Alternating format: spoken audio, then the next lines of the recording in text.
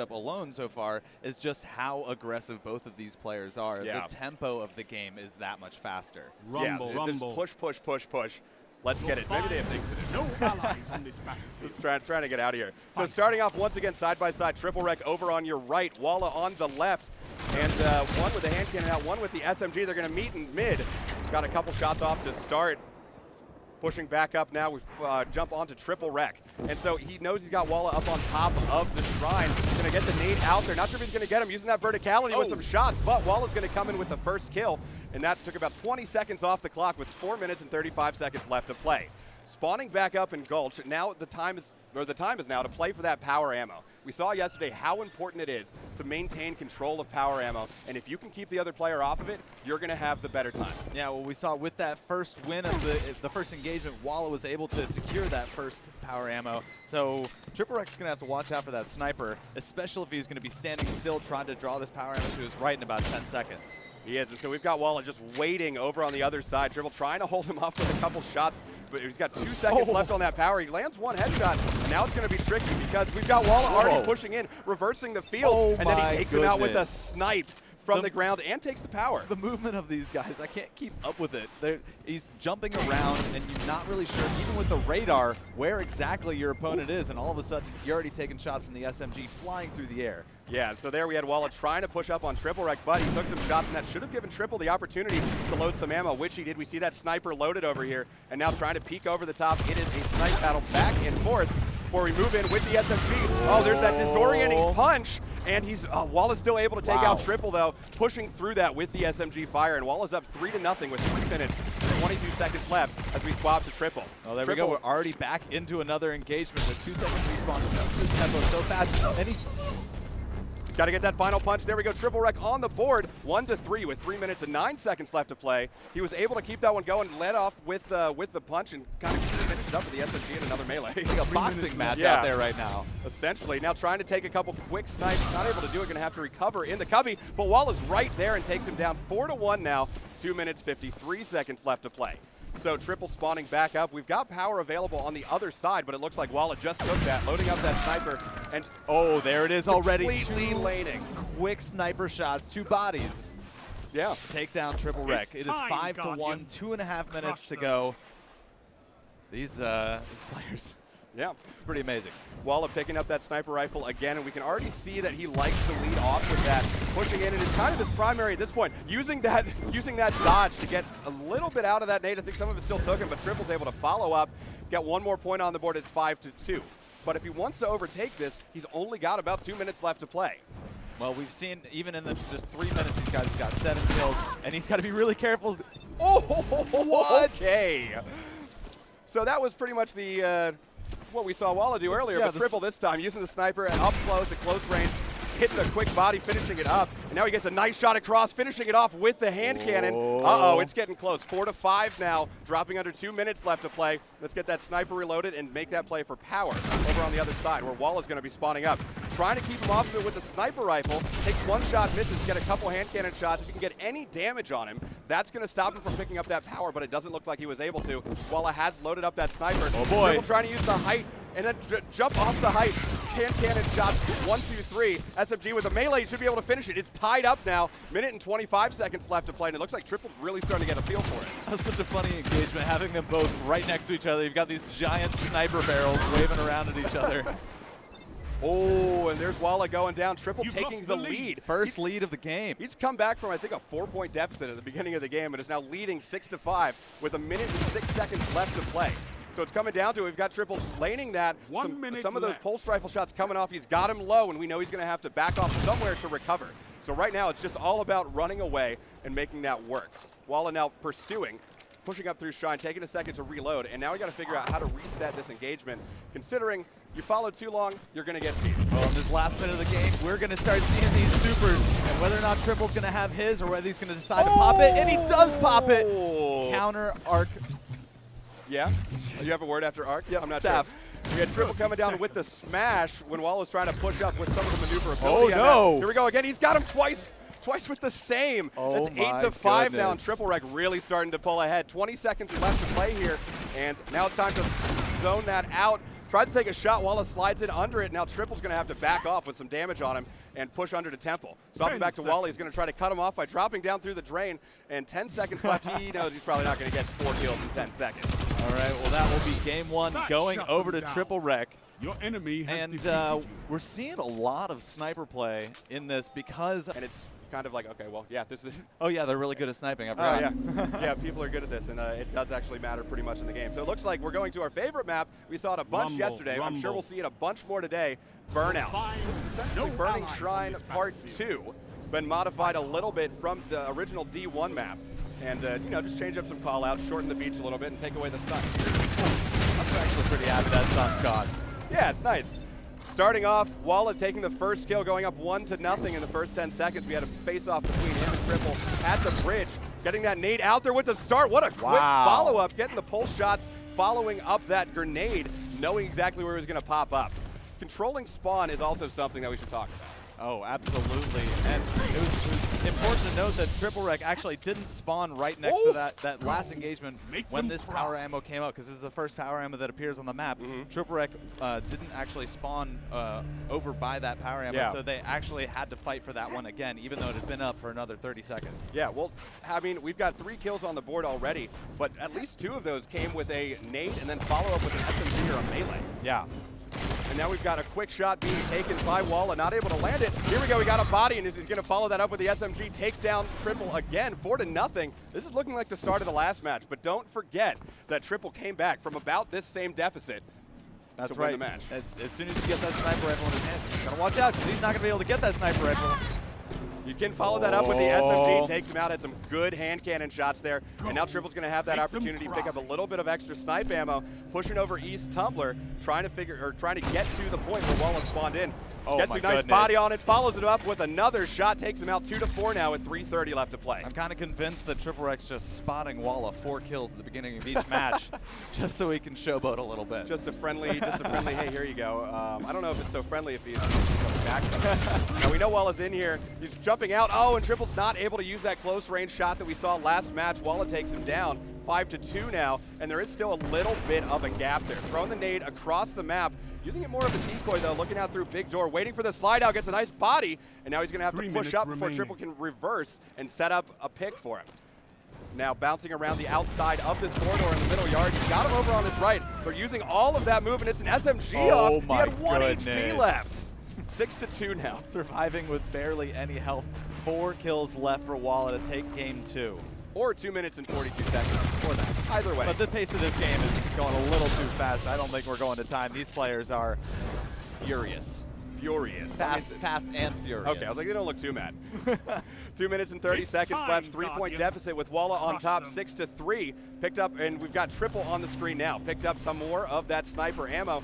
And once again, we're going to have to figure out, are they going to try to take this long ways? Or are they going to get up close to each other? What we've seen them do is take that first shot and then just push up. Here we go, trying it again. Punches a wall, gets the nade down, can follow that up with a hand cannon, as well as trying to get some shots on him. Get the SMG out, keep the damage going. He's got him in the open field, 6-4 now. Triple's only 2 points behind if he wants to take this. Triple did win the first match, and this is a best of 3. If he can take this one, that would be the end of this round. Well, not the round, but the match itself. Now we're meeting on top of the pillar. He takes him out with 1. He's brought it to within 1 point now. 1:48 seconds left to go. And he's going to have to get that health back. He's got Walla outside on the other side of the throne. And he's got that sniper out, just waiting to make the play. Instead, we're going to take this back, reset, find another angle. And Walla comes in, chasing him with the SMG up. Takes him down, 7-5 Walla. 1:31 seconds left to play now. Bouncing back over, going to re-up that sniper ammo if he can get it. We know that it's going to be spawning on the other side too, though. Now, we talked about this yesterday. Punching it doesn't make it spawn up any faster.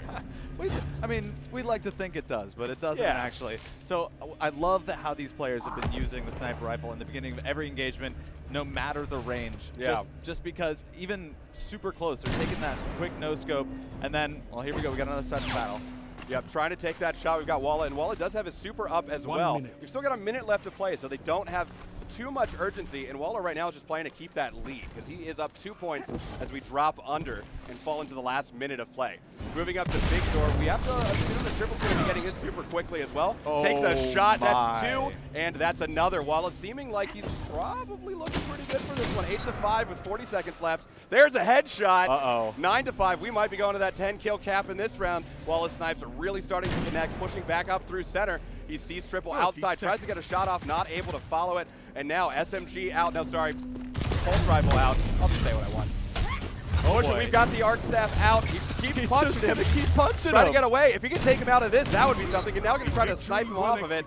Takes him out. No, he wasn't trying. There we go. We're going to game 3 between Walla and playing around it. Weren't able to get anything going there, and it actually took 2 or 3 kills before somebody was actually able to pick up that power and really start playing dominant. Yeah. So it looks like our final match is going to be played on Dead Cliffs, which is map-wise kind of a combination. Burnout's probably the smallest map and the most enclosed map that we've got in this rotation. Yep. Dead Cliffs is probably the next smallest. There's a lot of hard corners. There's a lot of little tight hallways and things like that. But there are some longer sight lines as well. Starting off once again, TripleWreck over on the right-hand side, Walla on the left, and this will just be a fight for the power spawning up in Zone B. They're both going to have to push over there. Taking some shots, Melee's out, or not Melee, Grenade's out. Moving that SMG, trying to follow track and follow up with the Melee. That's a tie, actually. They traded right there with the Melee and the SMG follow-up. So 1-1, 4 minutes and 38 seconds left to play in the match, and now pushing in to try to pick up this power. It'll be a matter of where they spawn. Looks like Walla's going to get it pretty much uncontested. He's got TripleWreck pushing in, though, trying to stop him from using that. If we could have gotten him a little bit sooner, he would have had it. And now just checking that door. We know Triple's behind there. We can see that radar ping. And now trying to just get away into the garage here. Walla taking that SMG out. We saw a bunch of plays, especially in the Terminator versus Buttwipe match yesterday, around those doorways. Yeah. Trying to hold those choke points and make the play happen around it. Oh, and then having the verticality coming up over top of the doorway so that the player actually doesn't see them move from the right to the left side. Yeah. And it's just a punch off. Yep. Oh my goodness, there if he had hit that or the quick scope there, that would have been something. That would have been something. Instead, it was nothing. TripleWreck up 2-1 now, and this is a better opening than we've seen in the past. He gets a nice body there. If he can finish that up with the SMG, gets him going around the corner. 3-1 Triple, and this is what we were talking about. This is what he needs to have if he wants to not have to overcome that deficit, because working from behind is always going to be a little bit tougher. Absolutely. So now Triple with that sniper out, waiting for Walla to sneak his head, tries to get the body on his shoulder, misses 2 shots there. He's going to reload, try to bounce up, and sure he's trying to bait him through that door. Instead, he pushes in and gets punched out. It was by a Walla. great push. He came in right after that arc bolt had triggered, and he got the damage down. But then Walla just turned it around, got a quick no-scope, and then punched him in the face. And I mean, everything about that engagement spoke to it should have been TripleWreck's engagement to win. 3 minutes remaining. But great play by Walla. Walla right now with another quick snipe, 3-3. It's tied up with 3 minutes left to go. It's 3s across the board. Walla trying to get a shot again, looking through that door, waiting for Triple to push in. And we've seen that, well, there are going to be bouncing around these doorways. It all comes, oh my God. All right, well, that was pretty cool. Wow. Nice little headshot coming in from Walla. Following it up with a body as Triple's trying to push him around the corner. And now going to get into that. Triple gets the nade out, though. He might be able to turn this around, and he is. Getting the nade in, getting that initial damage, then pushing in with the SMG, knowing he had that corner that he could use to his advantage so that he wouldn't get seen. Now, TripleWreck waiting for Walla to spawn back up. Here he comes jumping in, missing with the step, but gets his feet where a lot of the health is stored. We talked about yesterday. TripleWreck now taking the lead, 5-4, 2 minutes and 12 seconds left to play. That little doorway is such a bad place for these guys to be coming through, it seems like, because both players have gotten a snipe off on the other person. Just sliding through that doorway. There it is again. Wow. There is the shotgun snipe. TripleWreck right now up 6-4. If he takes this, he'll take the whole thing. This is a best of 3, and this is game 3 in the first best of 3. So right now the players are tied 1-1, but Triple's up 6-4 with only 1 minute and 45 seconds left to play. He gets some of that flinch damage that pulled that reticle off. Otherwise, that was going to be a nice headshot. Looking back, trying to do it again, pulls it high. Going to lead with that nade again. If he can get in with the punch, not quick enough. Walla now coming back up 5-6, only 1 point away from tying this up with 1 minute and 30 left to play. So now over onto Walla. He's got that sniper rifle loaded up. He's going to try to make a play for a little bit more power. Gets that nade out. We know Triple's over here, but it didn't register. Using the dodge to get around the corner. Trying for the quick scope. Not going to do it. Triple up 7-5 now. Minute and 15 seconds left to play as Walla spawns back up. He's kind of using that sniper rifle kind of as a last-ditch effort to get some fatal damage down on TripleWreck. But TripleWreck was full shield. Actually, the shot didn't end up landing either. Yeah. But man, now TripleWreck just has to try and hold on to this. Now he's got a 3-point lead, and TripleWreck has that charged super. He does. Walla is very close to that super, but if Triple wants to put it home, he could always just kind of break out with that and see how it goes. Walla now pushing up through Catwalk, trying to get a shot off, but Triple does have power. It's going to be tough to play that when he's only got that pulse that he's using. So now we have that super. He's going to use it immediately, and we're going to have ArcStrider v ArcStrider once again with both of those supers out. And then they just kind of stop. Pushing back into the room. We're going to go through this door one more time, and we're just playing around the door, ring around the Rosie, trying to make some sort of play, seeing who's just going to go out first. They're both done, and still, Walla doesn't have any power ammo, so Triple still has that advantage, trying to make this engagement happen. It's like a dance-off, really. Yeah, a little bit. There we go. Walla taking that kill. 10 seconds left to play, but he's got to get 2 more kills, and I'm not sure if he's going to be able to do it. Actually, I'm pretty sure he's not going to be able to do it. Punch the wall. I think he That's not going to get you any kills. It's not. He gets 1 more, and they bring it to a 1-point finish, but that's going to be TripleWreck taking this round in a. So we're getting ready to fly in now. We're starting off on Javelin 4. And actually, we didn't see this in the last run, as far as I know, because we started on Endless Veils. Only 3 games, so didn't get around to this one. Yeah, so we've got PowPow over on the left, Sonic on the right, and it looks like we're playing 2 Warlocks this time. Ooh, this is going to be a heal-off. Essentially. Something we talked about yesterday, especially watching, actually it was just on Fallout playing with the Warlock, is the fact that you have such an ability to heal yourself up. Now we got the fight for the first power. Sonic able to take out Pow over by that, and now is going to be able to move back and get the power ammo. That being said, it is only a 2-second respawn, so it's possible. Hello. Oh, we're hearing from the crowd a little ahead of time. Some oohs and ahs, and that's exactly what happened. It was a snipe on PowPow. So we got Sonic back up with the sniper, watching some of these lanes, waiting for Pow to come in. Oh my gosh. Tries to take a shot, just barely pulls it to the side, and now he's going to be pursued. Watching that doorway, gets a body there, follows it up with 2 nice shots from the hand cannon, and it is now 3-0. Little Sonic over PowPow with 4 minutes and 14 seconds left to play in this first game.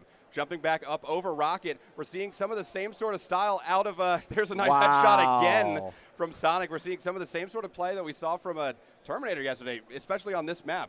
Watching those lanes and knowing where these respawns are going to be happening. PowPow's going to have to be very careful playing around those sight lines. Absolutely, yeah, and again, it's going to be a battle for the power ammo here, and he's going to try and get a lot of damage down. There's a lot of flinch with that. Vigilant Swing. Vigilant Swing, yep, sorry. That's the name of it. Yeah, he kept going. You could see that that Sonic was scoped in the entire time, but wasn't able to actually get a shot off and land it because PowPow was able to put that flinch damage down on him, keep bouncing that reticle up. So now PowPow has the sniper out, actually might have a shot to take a shot. Moving up close with the SMG, going to get the melee, not going to finish it though. Lil Sonic is up 5-1 with 3 minutes and 20 seconds left to play. Surprisingly enough, though, we haven't seen a lot of what we thought was going to be a heal-off because these engagements are so short because of the sniper rifles. It's just damage, damage, damage, done, and then they reset, so there's no need to use any one of those healing rifts or what's that plunge? The Phoenix Dive? Yes, that one. What's that thing? So Sonic pushing up now. He's got PowPow on the other side, playing around glass. PowPow jumping in with the SMG, not able to follow that up, though. Sonic taking another kill, 6-1 with 2:45 left to play. Can you tell I'm not a Warlock player? Yes. What's that thing they do? PowPow now pushing in through outer ring, trying to get the ping on the radar. There he is over on the outside by Rockwall. Look at that little spot. Trying to stand up a little bit taller, avoid head level, but, PowPow able to take it back. Gets 2 kills on the board, 2-6, 2 minutes and 26 seconds left to play. But he's got quite a bit to overcome. Not able to finish up with the end of that Vigilance Wing shot. Sonic taking his head off, 7-2 now. Pretty handy lead with 2 minutes and 15 seconds left to play. I'll say, finally we're getting to see a little bit of that primary play. Lil Sonic was able to get quite the lead. Oh, it could have been bait. I wasn't sure. I'll just leave this here just in case. Pulls that shot to the right a little bit. We've got the nade behind him that also didn't proc. Pushing, oh, maybe it did. He's got half his health. So pushing up from the side now and back through center around outer ring. Going to drop that rift that we were talking about. Get some healing up, get a little bit of a stronger, more fortified position with that box in front of him. And it looks like PowPow has decided that he was going to back off, try to approach that again. And kind of lucky that Sonic wasn't looking. He's got the nade on him, but he's in a rift too. Sonic able to follow it up with the SMG around the corner. 8-2 now, dropping under 2 minutes to play. Sonic moving in to re-up that power ammo and move back on, trying to get a shot on PowPow before he can get his own. That is going to be the super charge for Lil Sonic. So this is going to be a steep hill for PowPow to come back in this next minute and 20 seconds. It's only 7 kills, Xander. It's only 7 kills. Come on. Yeah, come on. SMG coming up, make that, it's only 8 kills. Taking one more, Lil Sonic up now 9-2 over PowPow. Minute and 12 seconds left to play. Got the sniper out, trying to take the shot, gets a body, gets a second shot, takes him down. 10, that is the kill cap on that. And all snipers. Yeah. We didn't have all that many yesterday, just a couple. I am happy that we're not doing, there's a variation, and now we've got 2 Warlocks facing off against each other, not just Arc Striders. Hunter. Sonic jumping in, gets the nade damage down, following it up with some SMG to take that first kill in the first 15 seconds, and now lock down that power ammo. So we're going to have to see if he's going to be able to use that, or if PowPow's going to be able to mount some sort of comeback, making something happen to get the power ammo away from him, instead of just using the hand cannon and taking him off. Interesting, he didn't opt to go for the snipe first. You know, maybe just wanted to change it up a little bit. There you go. Playing big door. That choke point's going to be tough. He misses the body. Now he's got some damage on him. PowPow going to have to follow that up if he wants to take advantage of it. He does follow it up, and he gets the kill. So now a little bit of a quicker start for PowPow. 2-1. Lil Sonic with the advantage, but 4 minutes still left to play. PowPow can easily make something happen here, get some good hand cannon shots off, ties it up 2-2 now, and it looks like he's starting to feel it. Moving in to pick up that power ammo and start playing that advantage. Pushing back in through West Tumbler over center pillar and sighting in on the far side power where we know that Lil Sonic was just able to load that up. Takes a quick hand cannon shot, but not actually going to follow that. Ooh. That was close, floating in mid-air. You see that red glint from the sniper trying to get a quick sweep across the body, not able to land it, and instead now trying to sit for position. Moving out, trying to use the close-range snipe shot that we saw before, but Sonic comes out the better one in that engagement. Sonic taking a little bit of damage as we swap back over to his perspective, and now just waiting. Let's line that shot up, make something happen. He knows he's got PowPow behind him, coming out. Maybe not coming out. There he is, sliding out, a little bit delayed, gets the nade in. He already had some damage down, but the nade does not actually proc. Doesn't matter, he's able to follow it up with that SMG. Now, PowPow knew that nade was coming, backed up just enough to be out of that nade range, but then Lil Sonic was following right behind it. Yeah. And it's that sort of follow-up that makes that initial damage important. There we go. We saw him get that first shot on him as he came in through the door and then follow it up with the SMG. Lil Sonic starting to pull ahead with 2 minutes and 57 seconds left to play, floating up over onto the top of the tumbler. We know we've got Pow back behind that pillar somewhere, and he might have actually used that. Nope, going to slide around to the side. Sonic getting some good hand cannon shots off to start. And PowPow just going to be recovering. Looks like he popped that rift and gets some healing up. Sonic doing the exact same thing. And now there comes the nade out. That's some damage right there. PowPow going to have to follow that up quickly if he wants to take advantage of it, though. Sonic knows he's got him behind him, and PowPow knows that he was waiting for him, decided not to pursue. That's something that PowPow can do with those solar nades that he's got equipped, though. He can place that solar nade right down on your rift, and then it's no longer friendly to you. Yeah, because you're going to keep taking that burning damage, and it's not going to be ideal. So 6-2, 2 minutes and 15 seconds left to play on PowPow. PowPow bringing up the hand cannon shots, trying to finish it up, not able to do that. Sonic now up 7-2, 2 minutes left to play as Sonic moves up to pick up some power. Loading up that sniper. He's already got some. Now he's got 16 total shots, which we've seen this. Oh, there's a headshot around the corner, taking him out once more. 8-2 now. Minute and 54 left to play. This one might also be going to the cap. Sighting in over that tumbler, waiting for PowPow to make his next appearance as he pushes in through the big door. Great nade. There's the nade damage. He's got his super charged up as well and might be able to just use that for the last He's looking to close this game out. He's still got a sniper out, and he's just standing on the top of that pillar just waiting to see where any shots are going to come from. And then, you know.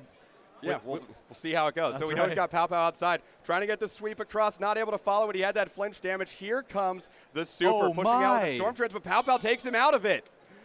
Now, PowPow's got a mountain to climb. He needs to get 6 more kills, 7 if he wants to win, in the next like minute and 15 seconds. Sonic gets a couple quick hand cannon shots off on him, moving in to pick up a little bit more of that power ammo, and PowPow's going to have to pursue if he wants to make anything happen. Sonic being cheeky there. He got almost fatal damage down on him and opted to not push but go for the sniper rifle. 2, SirD with the 1-win advantage. If he can take this one, he will take it again in 2. It was a close matchup, and it literally came down to a ring around the rosy in the final seconds to hold on to that lead. So these competitors very evenly matched. Yeah. So it looks like we will be choosing Dead Cliffs for this second match. 2 Warlocks once again, and pushing in now. So SirD spawning up on the right, Grim over on the left. Got the Vigilance Wing out this time, and pushing up and out. We know that we've got the 1 power that they're going to have to play over to start this off, and they both move up there as quickly as possible. SirD throwing out that nade, trying to zone off one of those entrances, and Grim choosing a different way of approach. They come into contact with each other, take him out. A little bit of a delay between the 2 screens. Grim with the first point, though, and he's going to be able to move in and secure that power ammo. A swap to a shotgun, by the way. Ooh, our first shotgun we've seen today. Taking some shots with the Vigilance Wing at the door, pushing up over the staircase, and he's got SirD on the radar over on the left-hand side. Looks like he's going to be pushing back around through the truck section. Shotgun out, a little too far to engage with that, though, starting with the SMG instead, melting him. 2-0 Grim over, 2-0 Grim over SirDimetious.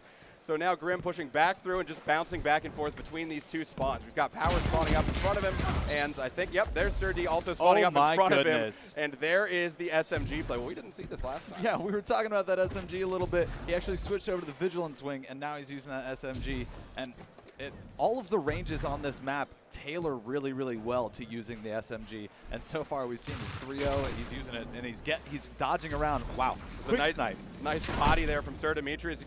Grim gets the rift down and is able to turn that around into play. Using the shotgun ammo, able to take him off of that rift. And so now SirDimetious is spawning back up. It's 4-0 Grim at the moment. It's 3 minutes and 25 seconds left to play. Tries to get some shots off, but has some damage down. Gets the rift up, but not able to get it in time when the nade comes out and takes him down. Now Grim up 5-0, and it looks like a little bit of a weapon swap from SirD. Swapping back over to Grim's perspective, pushing back over, going to try to catch him on spawn again. That Vigilance Wing out and ready to go. He's got the shotgun as well, pushes up with it, able to take him out, and this is night and day from the last match. Absolutely. Grim able to close the gap so quickly and just make work of that shotgun. The first kill he got with it ended up being, it was great bait around the corner when he was already weak on top of a rift. And here we go. All right, we got Grim with some damage on him, and SirD coming in, able to finish that up, getting on the board with 2 minutes and 42 seconds left to play in the second game of the best of 3. Grim spawning up, picking up a little bit more power, and it looks like he's swapped now to a sniper rifle, not using the shotgun anymore. And that's something that we've also seen in some of these 1v1 Rumble matches. Making changes to match your opponent, to do whatever, to maybe just change up your play style and change your approach to keep someone guessing. Absolutely. Adapt and change how you're doing it so that you can maybe confuse your opponent a little bit. And that's exactly what Grim has done so far this match. And it worked really, really well to get that 5-0 lead initially, and now he's up 7-1.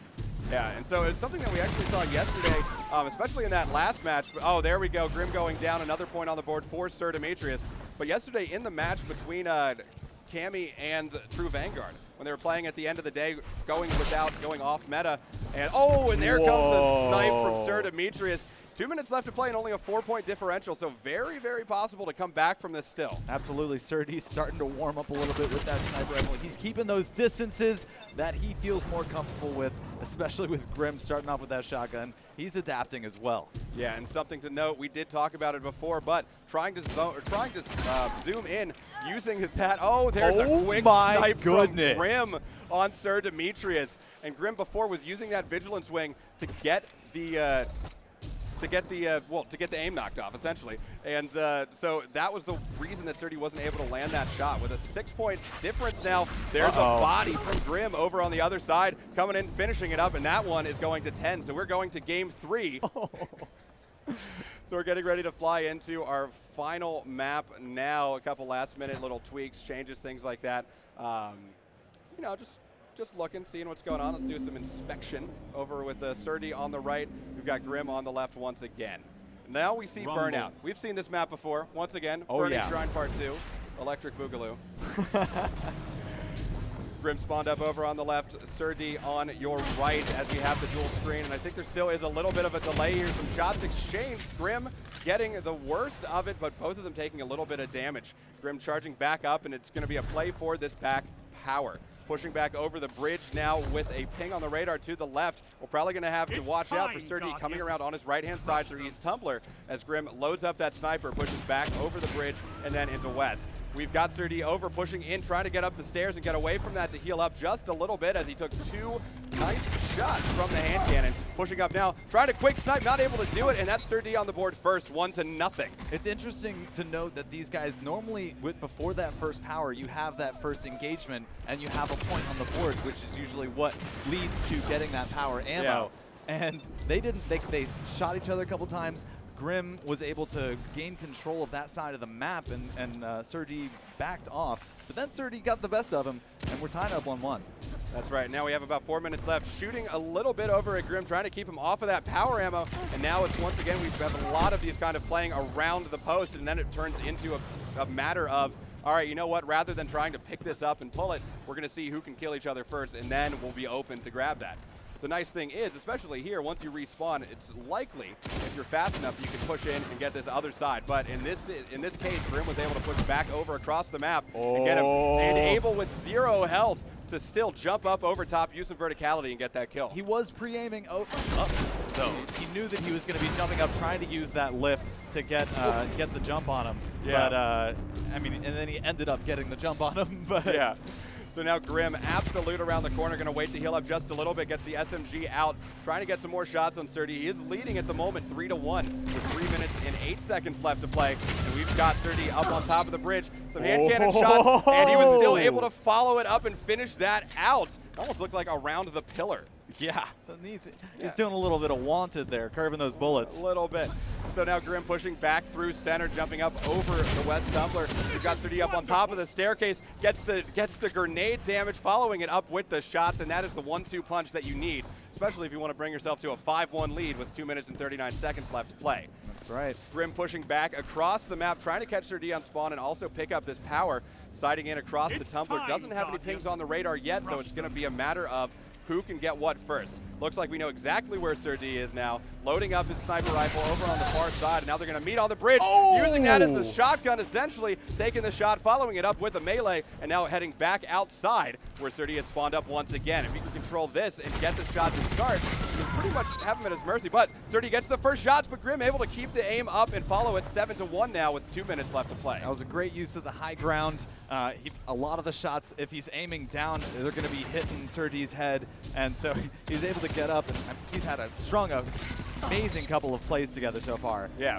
There's SirDimetious, though, coming back in, getting another kill on the board. 2-7 now, 2 minutes left to play. Going to have to pick up at least 5 kills to tie it if he wants to move on to the next round, or even just win this initially. It's probably the first thing to think about. 1 minute, 40 seconds left as he starts pushing down with that SMG, gets the melee on him to follow it up. There's that high ground again. Grim needed to be pushing from a different side, or maybe from across one of the bridges to have a little bit better chance in that engagement, and here they are back out on the beach. Oh, and there's some nice tracking. SirD able to push up with the SMG, track Grim through the sky, and now it's 4-7, only a 3-point differential with 1 minute and 19 seconds left to play. We got a little smile on SirD's face. He's stringing a couple kills together, trying to forge this comeback.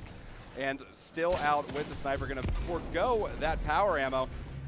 Not a bad idea either, because he's got plenty, and now we've got a Storm Trance coming out from Grim, as SirD's going to have to try to take him out of it. Not able to do it. He was trying to do that close range snipe once again. 8-4 now, dropping under 1 minute left to play. Unfortunately, hit him right in the chest, not in the head. That would have been better, but it didn't line up like that.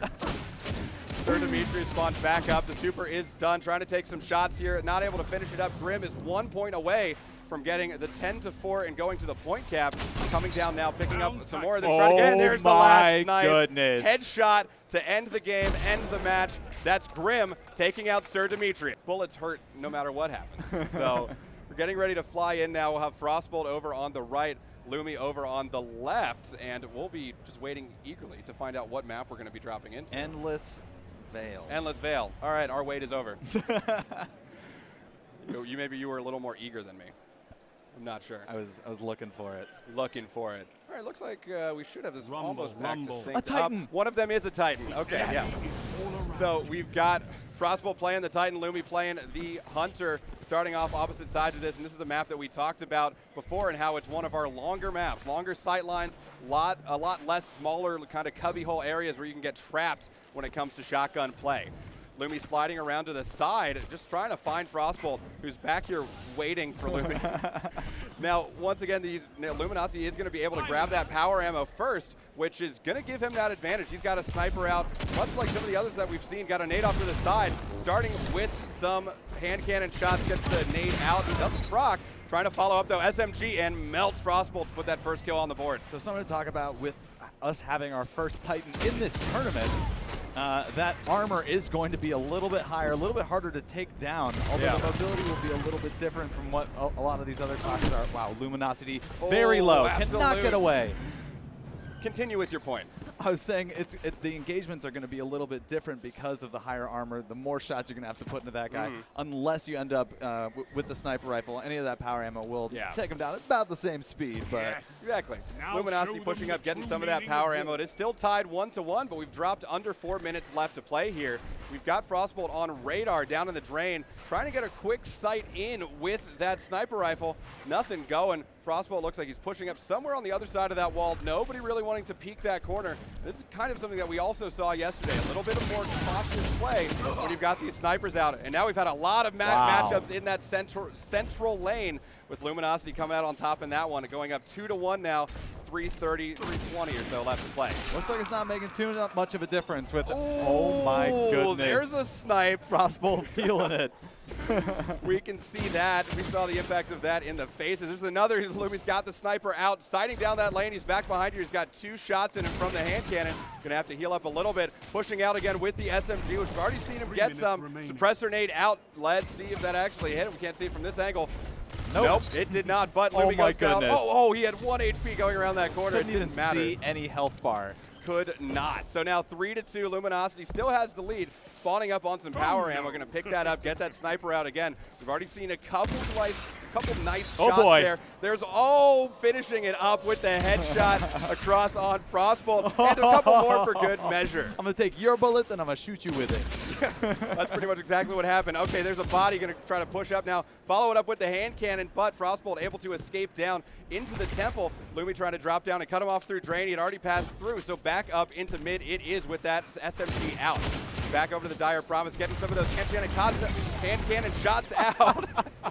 And now trying to get that SMG fire into the hallway, able to wrap around and finish him up. Don't look at me like Who's that, having Xander. trouble with words now? I don't know. 5-2 right now, 2 minutes left to play in this first game. FrostBolt's perspective right now, getting a couple shots on Lumi over in center, and Lumi's kind of just staying in that central area. He's bounced back and forth and been able to control the entire. Oh my goodness. Luminosity is absolutely feeling that sniper rifle right now. You don't feel it too much. He's feeling it, man. Starting to take some more shots. Didn't make that one. We got the suppressor out, and didn't look like I got it. And so anyway, we got the hand cannon shots, 3-6. FrostBolt's got a little bit of a disadvantage right now. Going to have to come back up 4, but 2. Oh, almost not able to finish that. And they both had very low health, but Luminosity coming out on top in that matchup. That was that Titan armor keeping him alive for the. Oh, and I knew something was coming. Yeah. The crowd's giving it away. Don't spoil it. Luminosity now pushing back up through mid, looking down, trying to get that shot, not able, switching to the hand cannon, bouncing back and forth between the wall, gets, and FrostBolt coming around with the shot, finishes him up with the hand cannon. It was a shot. great idea to try and deter the push of FrostBolt with that arc bolt, but it just wasn't enough and ended up going down. And here we go, Arc Strider. We've got the super out, just doing a lot of flipping around. Already got 1 shot missing. FrostBolt's gonna have to run. I think he might be a little too far away unless he gets a super up that he can have. Oh my goodness!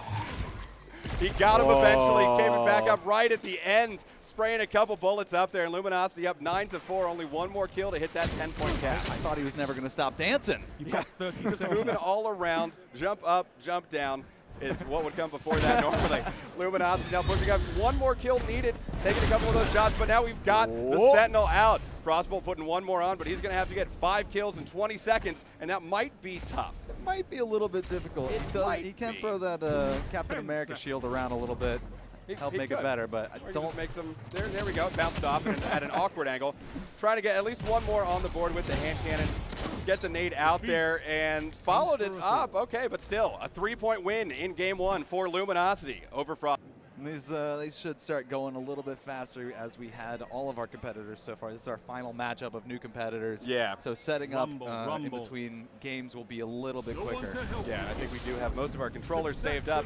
Almost all of them with a different configuration. I mean, it's something you can do with all these scuffs. I know. And everybody plays a little bit differently, so it's nice to have all those different paddles mapped and buttons mapped differently. So starting off, Lumi on your left, FrostBolt on your right in Burnout. It's a battle for the power ammo, spawning up back in the altar. Luminosity does have a good position, but FrostBolt's going to have the high ground up on top of that bridge. Lumi doesn't care about that, and instead takes a couple shots there, able to secure that power ammo and use the kind of block there. Oh, gets a body, trying to follow it, but just barely misses out there. Oh my goodness, and just barely survives to that grenade. Luminosity had amazing positioning to be able to secure that power ammo to start, but just wasn't able to capitalize. Now Lumi spawned back up, pushing through East Tumbler, waiting for some of this power to spawn up. And, just sighting in FrostBolt standing over on the far side and center on the side of the pillar. And Lumi able to finish him up, tied up now 1-1 with 4 minutes left to play. FrostBolt spawning back up over in the hall. He's got that power down there, but Lumi is waiting with the SMG and melts him 2-1 now as he moves up to take the power for himself. Now FrostBolt back up, going over bridge and heading towards the center. We've got the ping on the radar. Just misses that and starts taking a couple more shots to try to put some damage on before continuing through. But Luminosity pursuing, deciding not to push through that choke point, though FrostBolt could have turned around and actually had to maybe turn the tables on him. That could have translated really quickly into FrostBolt tying this game up. He actually was able to surprise Luminosity. Luminosity scoped in with that sniper rifle, looking down the sight lines of that East Tumbler. Yeah, and so now FrostBolt pushing back into the center. He's got the low ground, taking some shots, gets some damage down, but he is absolute as well. And that nade, gets the shield up to block the damage from that nade. Doesn't matter though, because here comes Luminosity, turned the tables, came around the other side. And you know what you don't want in front of you? A giant shield. So let's just take that out. Here he's gotten suppressed now, and that's, it's going to make it harder to jump. Lucky enough, he is quick and was able to get around outside to that beach side early enough before he started taking more fire. That grenade was more of a Hail Mary style. Pretty much. Picks up the body damage from that, going to push back over, but he already had some damage on him, and he's going to have to back off on that engagement. Still up 3-1 though, with 2 minutes and 40 seconds left to play in this second game. Playing around those tumblers is so tough, especially if both players get damage and one needs to run away. If you're pushing over those tumblers, you are just flying through the air, an easy target for the weaker opponent that's just kind of sitting there waiting for you to come over. I also feel like those tumblers are the only thing that I ever get stuck on. Lumi trying to take 1, 2, 3 shots to take down FrostBolt with the sniper. 4-1 now, 2 minutes and 14 seconds remaining in this second match. We see the snipe, or the scope lit up red, glinting over there. FrostBolt not able to hit any yet. Lumi gets a body and follows it up with a headshot, taking out FrostBolt one more time, moving over to pick up some of that power ammo. And that is a 5-kill streak for Luminosity. After that first kill going down, he was able to string together 5 kills in a row, and he is on a tear right now. Here comes pushes down, trying to do that. Not able to follow that up, though. He wants to capitalize right now on this overshield that he has gained from getting those melees. If he can do it within that time frame, he's going to have the advantage. So now Luminosity suppressed, going to have a harder time. He was lucky that he was making it over that tumbler before he got, or as he was getting suppressed, he was able to make that jump. And now FrostBolt pushing up from the inside, deciding not to push it, instead pulling Lumi into that door, gets the nade out and is able to get him with the bolt from that nade. Luminosity's use of the grenades when he doesn't want to peek that sight line himself, throwing the grenade out, getting the damage, has been so key in this matchup right now. There we go. We got the wall up. Lumi able to stop just in time to not make it through. And here we go. Boy. There you go, FrostBolt. That's some disrespect right there. But on both sides, you say, I don't need your love. I will bring you lightning. Hey, the rules say no emoting. Wait a second. Hold on. Did that give him an advantage, though, Xander? No, it did not. I don't think it did. So now FrostBolt up on top of the tumbler, playing that, giving him kind of a consistently shifting height advantage, getting stuck a little bit on the back there. He's got 40 seconds to come back and get at least 5 points to tie it up and move it on to an overtime. Getting a couple, siding in, gets Luminosity down, so now it's only a 4-point difference, but only 30 seconds left to play. He's going to have to use whatever advantage he gains. Right now he's suppressed. He's got to push this. He's got to get the kills. 4 kills in 18 seconds. So difficult to do. We've got the super coming out. Luminosity is suppressed and is going to have a hard time dodging that. He's so close, but now the suppression is warmed off, and he dodged one and not able to follow it up with the other. Only 6 seconds left to play. Oh and my goodness, Luminosity absolutely dying right now. All right, that'll be Luminosity taking this match. Our last different like engagement distances that CammyCakes is going to be throwing. He's going to be throwing everything at him. Or maybe he won't be. Maybe he's going to juke us and just completely prove us wrong with the way we just introduced that. And just stick to one thing. All around you. You're going to play straight meta. Well, that's all we're going to have. We're starting that up could here, work though. Too. Starting up here in Javelin 4 with Bones, or as we're calling him now, Mr. 5000 Bones. Pushing up through Rocket, got the SMG out. There's the nade to start, though. Cammy starting off strong with the trip mine out and following it up with a shot to get 1 point on the board. Using that radar to great effect, and a trip mine. That was one of the first trip mines I've seen in a while. Yeah, well, one of the first ones I've seen since we watched him play the other day. Well, yeah, pretty much. Yeah. Perfectly timed. Perfectly. And there we go, pushing out. So Cammy was able to pick up that snipe ammo and then able to take out Bones with a couple of those shots as he kept pushing forward. So now over to Cammy's perspective with 4 minutes and 18 seconds left, pre-firing that corner, taking a good portion of HP, but taking some down himself. He's hurt. He's backing up around that corner. Bones is going to be following him around the outside of that deck, pushing to the outside. Instead, getting the smoke down. It didn't go off, but did show as him. He was able to juke a little bit. And now here's that Suros regime that we saw the other day. Free-firing a little bit, trying to turn around. Bones backing off instead, sitting on the other side of this pillar. Just waiting. He's got that power ammo behind him, and he's now going to be able to go back and take it and actually see what he can do with it. He's one of the few players we've seen actually do that pre-firing, coming around the corner, so that you are already outputting damage when you start seeing your opponent. So this is a map where we've seen pretty much to great effect the use of some of these lanes. We've got a fusion rifle coming, and we have seen, you know what, actually that's pretty fitting, because we saw Miss 5000 Watts when she was playing using a fusion rifle pretty well too. Oh yeah, I think we just got another switch coming out of CammyCakes as well. And actually, CammyCakes hit that mid-air snipe. It was a body, but putting the damage down, tied up 2-2 with 3 minutes and 10 seconds to go. There we go. We got the smoke out, able to use that. Bones staggering through center. Cammy taking him down 3-2 now with 3 minutes left to play in this first game. So here we go once again, taking him down. That is Cammy swapping it up. 4-2 now, still under 3 minutes, and now trying to just push over, find him on spawn, dodging off to the side, going invis, pushing out from center to outer ring. Bones still pushing up from pad now, instead pushing up on the stairs into the outer ring. We've got the nade out, kind of blocking that off, zoning it a little bit. Cammy's going to try to push for that power ammo. Hopefully he can get it before any shots go, and he was booped around the corner. Jumping up, here comes another change up. And Bones spawning up over in fuel. Going to move back, going to have a chance to pick up that power ammo, and now getting ready to push around the side. Cammy coming in. Oh, and it's not going to matter. If that was perfectly timed by CammyCakes to have those bolts be coming out right when Bones was coming around the corner. It's like we've seen him pre-firing things and knowing the timings of how some of these guns work.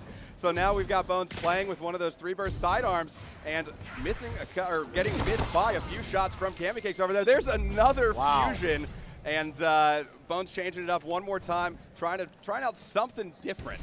So pushing up after spawn, able just barely to pick up that power. Yeah. He's got the fusion out, trying to get him running away. Shots go into the ground. It is 7-2. CammyCakes up over Bones with 1 minute and 40 seconds left to play. Some shots being played around this doorway, and Rocket going into inner ring.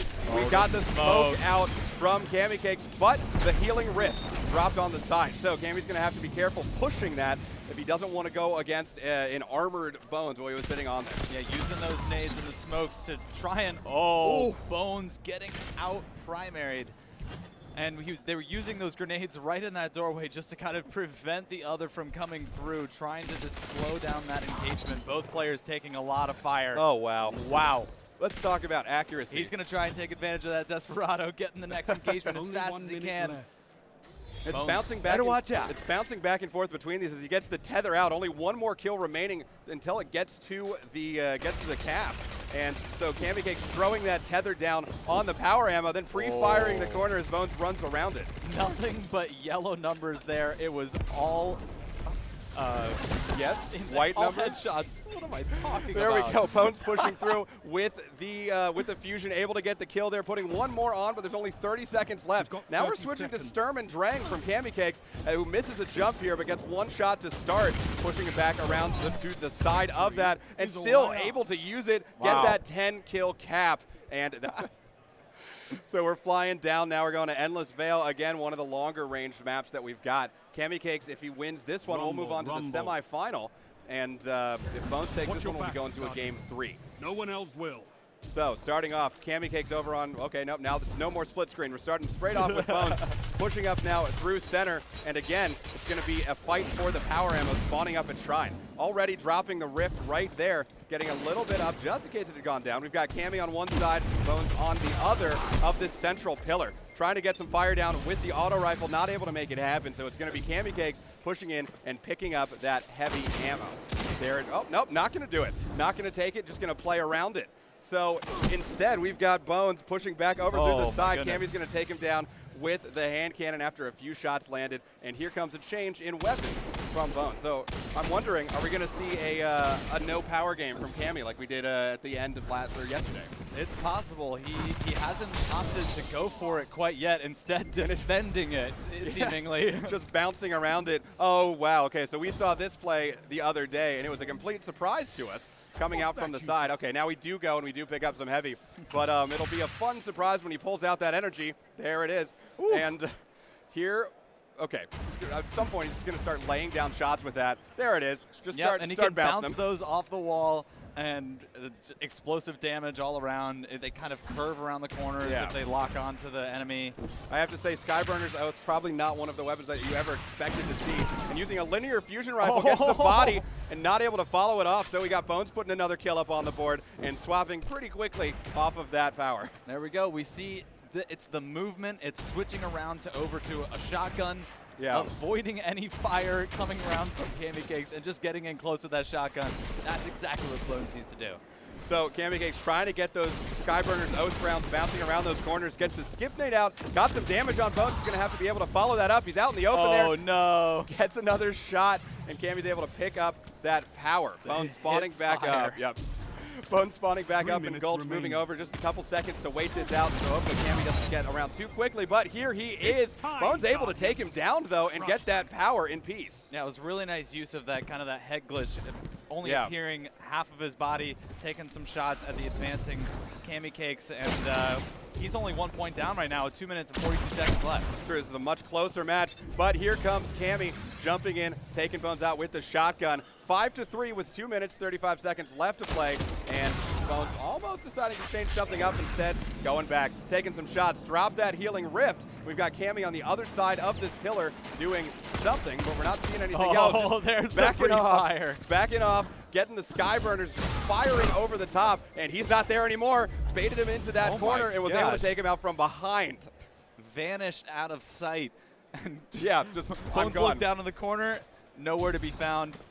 And oh, wait, he's above me. Oh, wait, that's not what I needed. It's 6-3 right now. 2 minutes left to play. CammyCakes has the lead in the second round. Once again, if Cammy wins this, he will be going on to our semifinal. And now a little bit of verticality, a jump over the top, but Bones is able to turn around in time. And then he goes down. Cammy able to follow that up and finish it with the melee. 7-3 now, 1 minute and 40 seconds left to play. Bones, Cammy swapping up one more time, getting the sniper rifle out this time one more time, taking the shot, real fast firing, much like we'd seen in the other day. And Scout rifle. yeah, essentially, scalper rifle. Scalper rifle, yes. Pushing in from mid through these hallways. Now waiting, trying to take a shot at the ground, dodging out of the way and avoiding that shotgun. He's got a super though with 1 minute and 15 seconds left to play. Here it comes, popping that and getting ready to make the play with it. Gonna jump up on top, but he's gonna have to avoid that shotgun. You see the light just kind of dodging back and Just forth. playing flashlight tag. Bo's able to take him out with it as he was jumping back and forth trying to do something, and now typing a message over there. 7-4, 50 seconds left to play. Dodging around the corner, seeming to do pretty well, but able to take out Bones with the hand cannon as he was pushing up with that shotgun. A little too far away to use that gun, a little out of the range. 8-4 now. Dropping under 40 seconds left to play. First shot coming out, got the SMG, and there's a disorienting blow, but he's still able to take out CammyCakes. Only a 3-point difference, so he's going to have to score 4 points in the next 30 seconds. I mean, he could tie it up or go to overtime. He's got a little bit of extra time to get that extra kill. He still has the super, so there's a quick one. So he's got 20 seconds to get 2 kills. Going to have to push back as quickly as he can to CammyCakes spawn and try to get him before he gets hit himself. Only 10 seconds using that. The hard light. These are all guns that we saw yesterday, and it seems like it was just foreshadowing. And now there might not be time. Pulling out that shotgun, trying to get a shot, but he's too far away, and that is 1 second, 0 seconds. CammyCakes moving on to our semifinal in 2 games. Players. Good matchup, good players, good football. And here we go. We're hopping right in. Burnout. Starting off in Burnout, the map that we've talked about, that we've seen Fallout starting off with some shots with the Graviton, missing that jump up to the top, going to try to get some fire down with the SMG and going down first as Buttwipe gets 1 point on the board with 4 minutes and 42 seconds left to play. So Fallout spawning back up, coming in through West Tumbler, pushing back towards the side, but gets the ping on the radar through Bridge. We've got a fusion coming out of Buttwipe, and Fallout is almost absolutely gone. Gonna try to get some Graviton shots in there and just back up as he tries to hide. He had some of that health come back, and then moving down, trying to get the kill, not able to do it. Buttwipe going up 2-0 as we hit 4 minutes and 15 seconds. Yeah, great use of controlling that power ammo and getting that initial win over Fallout and then translating it into another kill. And now he's got a 2-point lead, and he's looking to further that along. This is a scary moment, though, because we know that Fallout really wants that power ammo. Fallout was trying to play for it, instead backed off. Buttwipe going to pick it up and get a little bit more for that fusion rifle. Charging it, figure why not take a shot at the door just in case he's running past. Here he is, back behind the other side, able to pick up some power ammo now. And almost going down, and actually all the way going down. I was really sad to see that it was actually a shotgun when he pulled it out because of the distance he still had to cover. Yeah, it's like, and it was just open field and just easy pickings for that fusion rifle. Yeah, so now Buttwipe just waiting on all of these doors. This is one of the disadvantages of being outside here. There are all these doors, all these choke points. Now he's going to push outside, trying to find him around this throne area. He's got Fallout on radar somewhere over on the side here, trying to just bounce around these rocks and avoid those fusion rifle bolts. So far he's been able to do it. He's got a rift down, but it's not enough, and it is 4-0. Once again, he was stuck in that rift animation, and once Buttwipe came around that corner, it was game over. Lights out. Lights out, game over. Oh, the fusion bolt's coming from behind, and instead going down to the SMG. So far, it's 5-0, and we've gotten nothing on the board yet from Fallout. We've got a Buttwipe, please. Please. Hey, he needs this. Trying to get some shots up with the Graviton, gets him down absolute, and is able to scare him off so he can pick up that power. But he's going to have to force some situations like we saw yesterday in this map. Here we go, gets through it, gets a kill on the board, and is able to shut down the 5-kill streak that Buttwipe had going. There we go. Now finally he has the only power ammo on the map, at least for a short time. Let's see if he can translate this into a little bit more kills, because Buttwipe up until this point was just leading off every single engagement with that power ammo, with the fusion rifle. No chance for Fallout being able to get anywhere close to him without having already been weakened by those bolts. Yeah, so we had Buttwipe kind of camped up on this pillar in the center with a healing rift. Now jumping out, pushing back. We've got the shotgun. Fallout able to get another one on the board. 2-5 now. Minute and 56 left to play as he pushes back over to try to pick up a little bit more of this power. Now you know with Buttwipe spawning back up, he's going to want that power ammo to reload that fusion. and this just goes to show you how important it is to control that. Fallout moving back across the map, going to try to pick up this before it comes out. Buttwipe's just waiting there, trying to get it, but it was too far away to get him with that shotgun, and it's 6-2 now with 1 minute and 30 seconds left to play. That was the right play that Fallout wanted to do there, though. He wanted to get that power ammo and push Buttwipe before he was able to take advantage of it, but he wasn't able to close the gap in time. We've got some ricochet shots going into that corner as Fallout backs up off the east side, and Buttwipe now waiting here in mid, where it seems like he feels the most comfortable being able to control each element of the map, moving inside, outside, etc. And he does have that supercharged up. Here comes the Nova, making it 7-2 with 1 minute remaining. And Fallout goes down again. Well, I think the great thing about this mid-tumbler area is it tailors so well to using that fusion rifle. A lot of the distances of engagement are going to be perfect for that weapon. That's right. So now Buttwipe pushing in and trying to do the same thing we just talked about Fallout doing, controlling that super, controlling the way that they're going to use that map. Throwing out those fusion rifle bolts, dropping a healing rift, which is going to help him against that. He's able to get him with the fusion, though, as Fallout pushes up and takes him down. So 8-2 now, 30 seconds left to play. Buttwipe's got a pretty strong lead. Fallout had a great idea there, pushing right after that firebolt coming out. Oh, wow. Buttwipe going down, missing that point-blank fusion rifle, and instead Fallout able to turn that one around, but he's going to have to get 6 kills in the next 15 seconds, which maybe he can do, but probably not. He's got that Dawn Blade, and he should be able to bounce side to side if he can catch him in the first place, but catching him is going to be part of the struggle with Buttwipe bouncing around the map and bouncing around this central pillar. So he gets 1, but it's going to be 8-4 in the first game. Buttwipe over FalloutPlays. Of the map areas and making sure that he's got the right engagement distance to use that shotgun, because if Buttwipe's keeping up with that fusion rifle, he's got a little bit longer range, so Fallout can't be approaching him just in the open. That's going to be a kill every single time. So we're starting off on Javelin 4, Buttwipe on the right side of your screen, Fallout on the left, got the Graviton out with Fallout and the SMG ready to go. And here we go, moving up to B for the power ammo struggle. Fallout gets that first kill, and will be able to pick up that power, grabbing it and getting ready to move forward here. That's exactly what he needed to do, and now he's rolling with the fusion rifle. He's ready to show Buttwipe that he's not the only person who can use one. You know what? I can use one too. That's what he's saying. That's not me saying that. Anyway, he's going to have to actually use it. There's that Phoenix dive that we talked about, and something that we actually I feel like we didn't see a lot of in the first game was all of that self-healing. Nice shot from Fallout, taking another point onto the board, 2-0, 4 minutes and 10 seconds left to play. Well, it's hard to self-heal when you're just dying in one shot. It is, you're right. If you have a little bit more time, it makes it a little bit better. Now Buttwipe trying to keep Fallout off of it, but Fallout's got a healing rift back around that corner and is trying to keep Buttwipe off of the power ammo that is now spawned up behind him. He keeps peppering him with shots. There's a little bit of health coming in, but now Fallout going to push up and get him out with the fusion rifle. This seems like it was a good adjustment. Absolutely. Now both players are going to end up having that ammo because of the 2 boxes spawning about 1 minute and 20 seconds into the match. So we're going to see how this translates into whether or not Buttwipe can come back into this match. Now, we're going to have to, we saw, never mind, I won't talk about that. Buttwipe pushing up now from generators into the outer ring, gets a couple shots in on Fallout, who's approaching him from the other side of that, and now just waiting with the fusion rifle out. We know that both of them now can hit the fusion rifle shots, and Fallout pushing around the outside. Going to come from pad into generators, maybe not, maybe push back up. He's somewhere, and it's a battle of 2 missed shots. We had the nade out though, and it was the nade that took out Buttwipe. So this one is starting off almost directly opposite of how the other one did. Fallout's up 4-0 with 3 minutes left to play, and Buttwipe looks like he was kind of taken aback by the change to fusions. No, absolutely, and you know, the distance is a little bit changing it up. The fact that Fallout getting that first kill, that was really nice job done by Buttwipe to get on the board finally. He's down by 3 kills.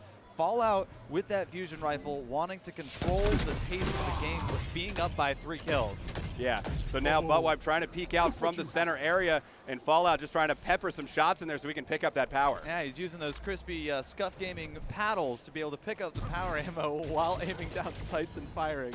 One of the more kind of underrated things to do is putting that action button on there. Oh yeah. Taking some shots, we've got Buttwipe somewhere over there in the outer circle, dropping down now, takes him out of the sky with that fusion rifle. It's 5-1 Fallout, 2 minutes and 10 seconds left to play here as he pushes in through center. Outer ring passes by Rocket, and we're going to try to find Buttwipe on spawn. tries to get him out of there. ButtWipe does have fusion rifle ammo loaded up, ready to go. Fallout gets almost all of his health down, and now it goes back and forth. Fallout, though, able to take him out. That was such a tense moment, especially with that doorway. Both players having those fusion rifles, wondering when the other person is going to peek and try and time that fusion rifle perfectly. You can just hear the back and forth and a little bit of a charge, let you know you're there, or let them know you're there, let them know that you're getting ready, and also just make sure you get the timing down. Some shots coming in from ButtWipe, who is currently down 6-1 with Fallout having the advantage. Fallout missing some shots there, but still able to turn around, get him with the melee instead. And now Fallout looking pretty good, riding up 7-1 as he goes back to this power ammo and is able to grab it. Now he's going to move back to the other side as we swap to ButtWipe, who has spawned up over at Fuel and is going to be waiting for that power ammo to spawn himself. Just waiting for Fallout to come because we know how it goes. There's the Dawn Blade coming out. He throws out the nade to try to deter him a little bit, but he's got a fiery Warlock hot on his tail at the moment. So he jukes him, sits behind the box. Fallout goes flying past. Oh, he misses him again. Finally, Fallout's able to do it, but that was probably not the 2-kill back and forth that we've seen from him before that he probably wanted to get with that. ButtWipe making some great moves there, just kind of waiting it out and saying, nope, didn't get me. Here we go, Fallout's got the fusion rifle ammo. ButtWipe floating in midair, he's able to get him. 9-1 now. This is a complete turnaround from Fallout with 30 seconds left to play. Quite the adjustment. I absolutely believe that switching over to this fusion rifle has helped Fallout get back into this matchup, and it looks like this is going to be going in favor of Fallout. It probably will be, unless we get a ton of points scored all at once. Not sure how that would happen. I'm not sure how that would happen either. It would probably be a glitch, and then that would be an issue. We have a no cheating rule, yeah. Yeah, so that was a shotgun now at the end of this from ButtWipe, and even if it might not be able to bring the whole match back, interesting tactic that we've seen in others, changing up that heavy weapon or that power weapon at the end, get a little bit of shots in with it, start to feel it, and there we go. Fallout, complete reversal, taking out ButtWipe in game 2. So we're flying down to Endless Vale, going to have some longer sight lines, going to have a little bit more jumping around to do, and let's see how this goes. ButtWipe and Fallout are tied 1-1 in the series. Either one of them could take this. And this is another map where, I mean, a lot of these maps tailor pretty well to all kind of weapon sets, but this is a really good map to have that shotgun equipped. So we'll see whether or not ButtWipe opts for it. It is. So ButtWipe starting out, throwing that Axion bolt out, getting the SMG shots, almost goodness. got him, able to finish it up over the top, falling down into the drain. We're going to be able to move up, get that first power ammo advantage, picking it up, and now it's just time to wait. Back to the fusion it is, and that makes sense on this map. Oh, Fallout with a nice juke putt. ButtWipe able to take him out 2-0. 4 minutes and 25 seconds left to play as he jumps back into Gulch, and now is going to try to spot Fallout before he can do anything else. Gets some shots taken across mid, drops that healing rift right in the center in the hallway, and he's going to try to use that fortified position to his advantage and then abandon it.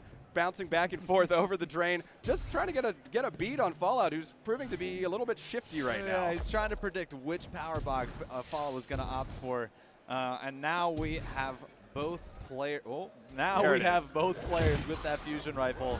So this is a really important moment for Fallout to get a point on the board and get back in this game. He's really got to take that momentum back because ButtWipe has started this one with kind of the confidence that he started the first match with. As we swap back over to Fallout, just barely getting missed by that fusion shot from ButtWipe. Now using that Phoenix dive, pulling back into the center, doing some good dodging, but Absolute here going to have to try to dive again, get a little bit of health back as ButtWipe pushes that, keeping the fire going, keeping the shots on target.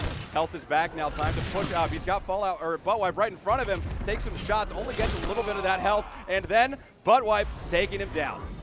Especially with these kind of standoffs with these fusion rifles, it's a ButtWipe was doing a really good job repositioning and kind of keeping Fallout guessing about where he is actually coming from with those bolts.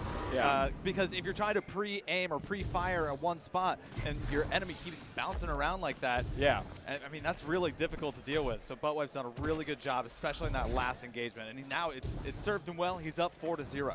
Yeah, and it's almost the kind of a combination of what we talked about in the end with the motion and the dodging that we were talking about. He might use the shotgun play. He's doing that with the fusion rifle Sniper right now too. Being able to bouncing back and forth, using his cover well, and on a 5-kill streak now, 5-0, 2 minutes and 35 seconds left to play as he pushes back up into the center and is going to wait for Fallout here. Fallout going to be pushing up. We've got him on radar around the corner here, moving around, trying to stay away and just escaping, essentially, trying to get a good position here. Buttwipe able to take out most of his shields, a little bit of his health. He's got a rift down on the ground, and now Fallout with the healing rift is able to finish off Buttwipe, but they trade and go down. So 1 point on the board for Fallout, 6 for Buttwipe. It's a difficult position Fallout was in right there because he didn't have any power ammo, but he needed to get kills fast. So he actually had to wait for the opportune moment to try and take out Buttwipe. And now they both, neither one of them have. There you go. There we go. Yep. This might be the start of a comeback, but there are still 2 power boxes coming up right next. And can Fallout control both? I don't think so, because he got the first one, and there we go. Buttwipe was on the other side. It's kind of a choice. Which one do you go for? Because you've got to get the one where the other player is spawning up so that you can keep them off of it. Pick that, push to the other side, take them off of that as well. And this time, the gamble just didn't really pay off. So Fallout jumping up here, climbing up on top of the shrine. We both got fusion rifle ammo. Here's Buttwipe just barely avoiding getting him there, and he's able to come around the corner and finish him off with a different weapon. So 7-2 now, minute and 15 seconds left to play. Buttwipe is leading this match and has been turning it around from the change that we got from Fallout. Sometimes you just got to stop and smell the flowers. Yeah, or shoot the flowers. Either way, it's the same thing. There's the fusion coming again from Buttwipe around the corner. Got the nade out from Fallout, but Buttwipe able to jump back over the top, take another kill, makes his lead 8-2 with just under a minute left to play. Here comes the Nova, taking out Fallout right off of spawn. 9-2, we might be going to that 10-kill cap in this third game. No, yeah, that's a rule. Trying to take out Fallout's shields. That's about all he got down, though, and now he is injured as well. So, there's the final shot. The fusion rifle coming. Still, okay. We got Lil Sonic over on the right.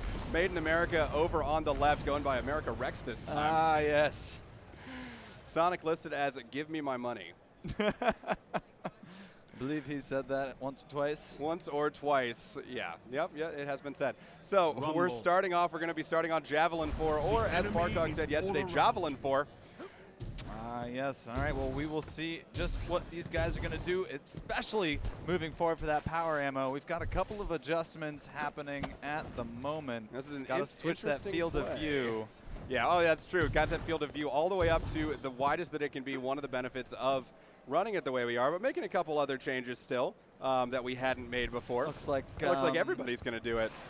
This is some fun back and forth. Yeah. What are you looking at, the sky? Well. Okay, looks like we're back into it now. Made in America over on the left-hand side. We got the nade coming out. The first kill following it up with the hand cannon shots. Lil Sonic on the board, 1-0 with 4 minutes and 22 seconds left to play. Starting off with some snipes. Going to try to follow it up with that SMG shot, and then pushing back in from outer ring over to try to trap America on his spawn. Now we've got that power ammo that's about to spawn up. He gets him with the headshot, though. Lil Sonic coming out hot with the snipe. So back over to Made in America, who spawns up over on the pad by the generators. Going to jump up. I think the only power that's open is over on the other side now. And so one thing that we have to remember is that Sonic does have the advantage of having warmed up a little bit before this, because he was able to play that other match. That's right. And play a little bit this morning. So America coming into this cold, and here he goes trying to get some shots in with that SMG. Not able to pull it out yet. America needs to overcome the fact that Lil Sonic got that power ammo after the first engagement. Lil Sonic doing a great job controlling the entire map. That's 2 bodies. We're going to see Lil Sonic pushing up here and finishing it off. Yep, that's 5-0. Lil Sonic coming out in just the first minute and a half with a little bit more than that of play.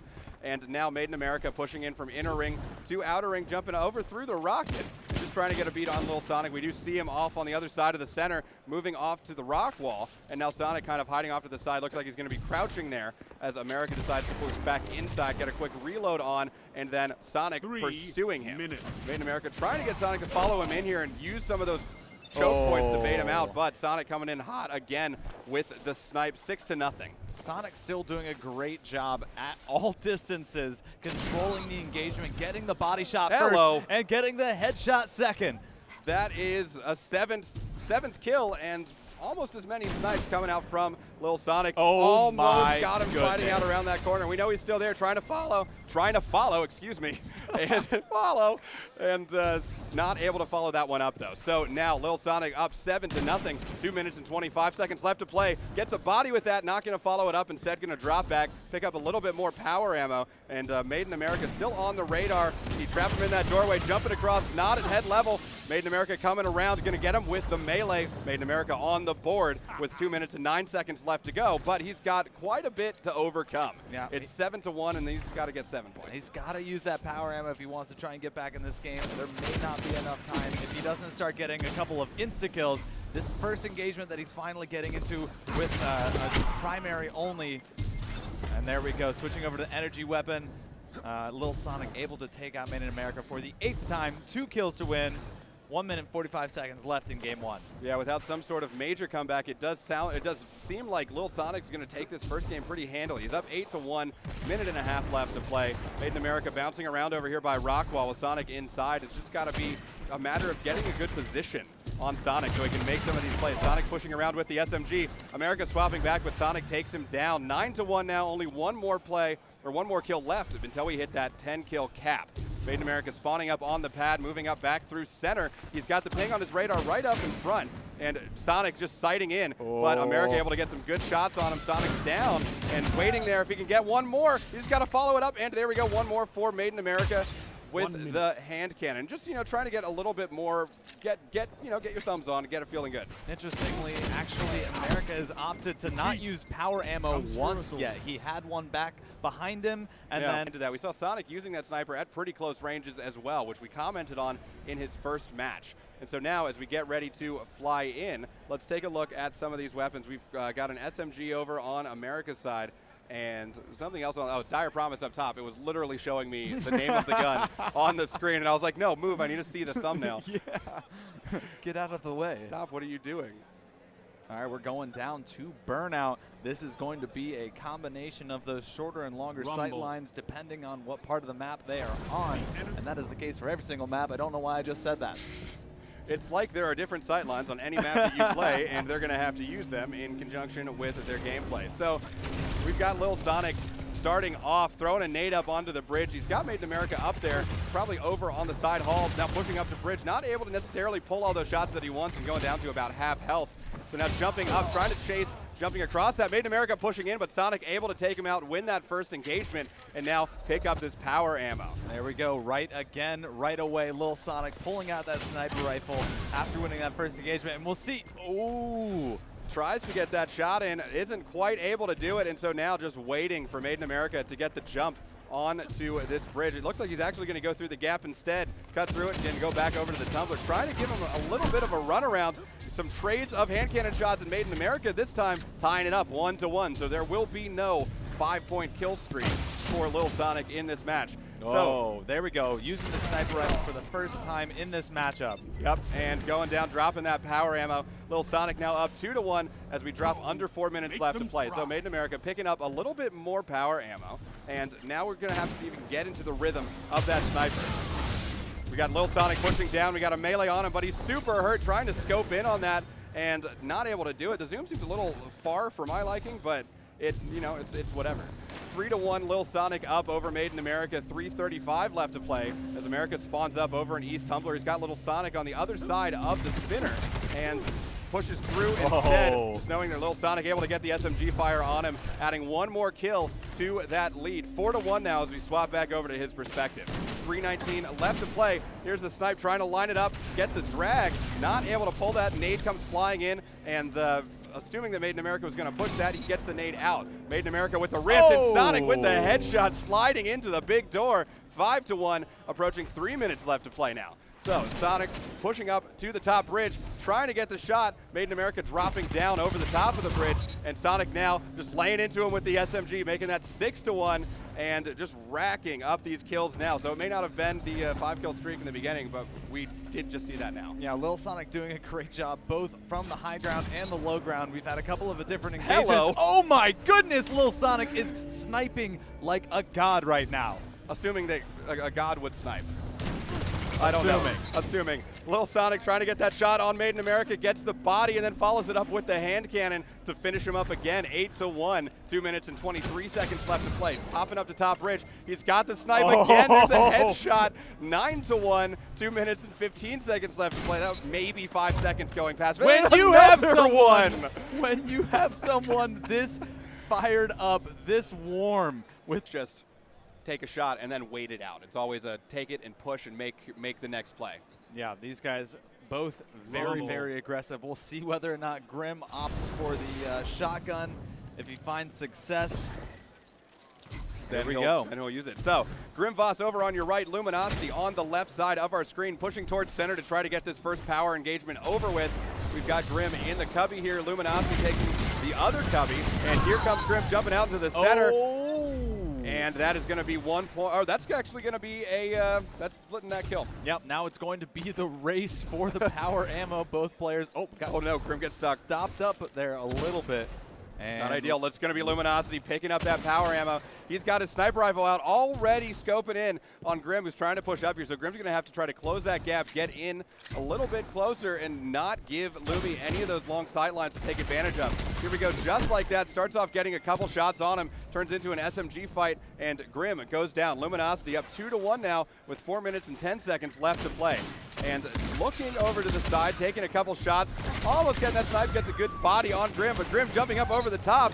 Lumi gets the nade out and is able to finish him off with that grenade. 3-1 now for Luminosity in the first game of our final quarterfinal. Yeah, there's definitely a trade-off for using the sniper rifle in close-range engagements, especially if you don't hit one of your first shots. You're going to be taking fire, taking that damage, and then now all of a sudden you are being pushed with somebody who has got the higher health. You missed all your shots, so that's what's been working for Luminosity so far. He's lucky enough he's been hitting all the shots that he needs to. He has. Now that one that got away from him just a little bit, scoped into where he thought Grim was going to be. Grim was actually quite a bit closer, started getting some damage on him. So now laying in with the SMG and just lasering him over the top. Luminosity up 5-1 with 3 minutes and 20 seconds left to play here. Luminosity being a sneaky beaver right now with a lot of those different heights and coming around corners. And now he's actually dead. Yeah. Are beavers particularly sneaky? I didn't know that. Fun fact, I guess. Grim now also with the sniper, sees Lumi off to the side, tries to get that headshot, not able to pull it. Lumi bounces back to the outside. And so now Luminosity pushing up, going to be coming out either through the drain or around the back. He's in center. It's an SMG fight once again, and we've got Luminosity taking that one 6-2. 2 minutes and 45 seconds left to play. Luminosity picks up that power, moves down to pick up a little bit more, and now he's going to go and try to find Grim wherever he is on the map, whether that's going to be crossing in front of that center aisle. Oh boy. It is. Sounds like we might have a change. Okay, so Luminosity pushing back through. Got the healing rift down for Grim. Luminosity going to have to get out of there as he is absolute, trying to use the map to his advantage, sliding in behind that post, but not able to do it. Yeah, Lumi does a really good job of disengaging, using those slides, using any one of his dodges, and so far, just like now, where he's at a health disadvantage, he avoids the grenade and is able to get out and get his health back, and that's kind of what's led to this 3-point lead.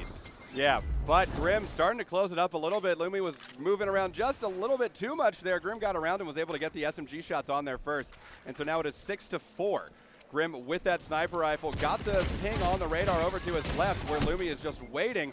And they start taking some shots. Luminosity able to finish him off with the hand cannon headshot though. 7-4, minute and 40 seconds left to play now. Grim spawning back up. Only got a second or two left for this power, and it doesn't look like Lumi's going to be able to get up there in time to push him off of it. Snipe off.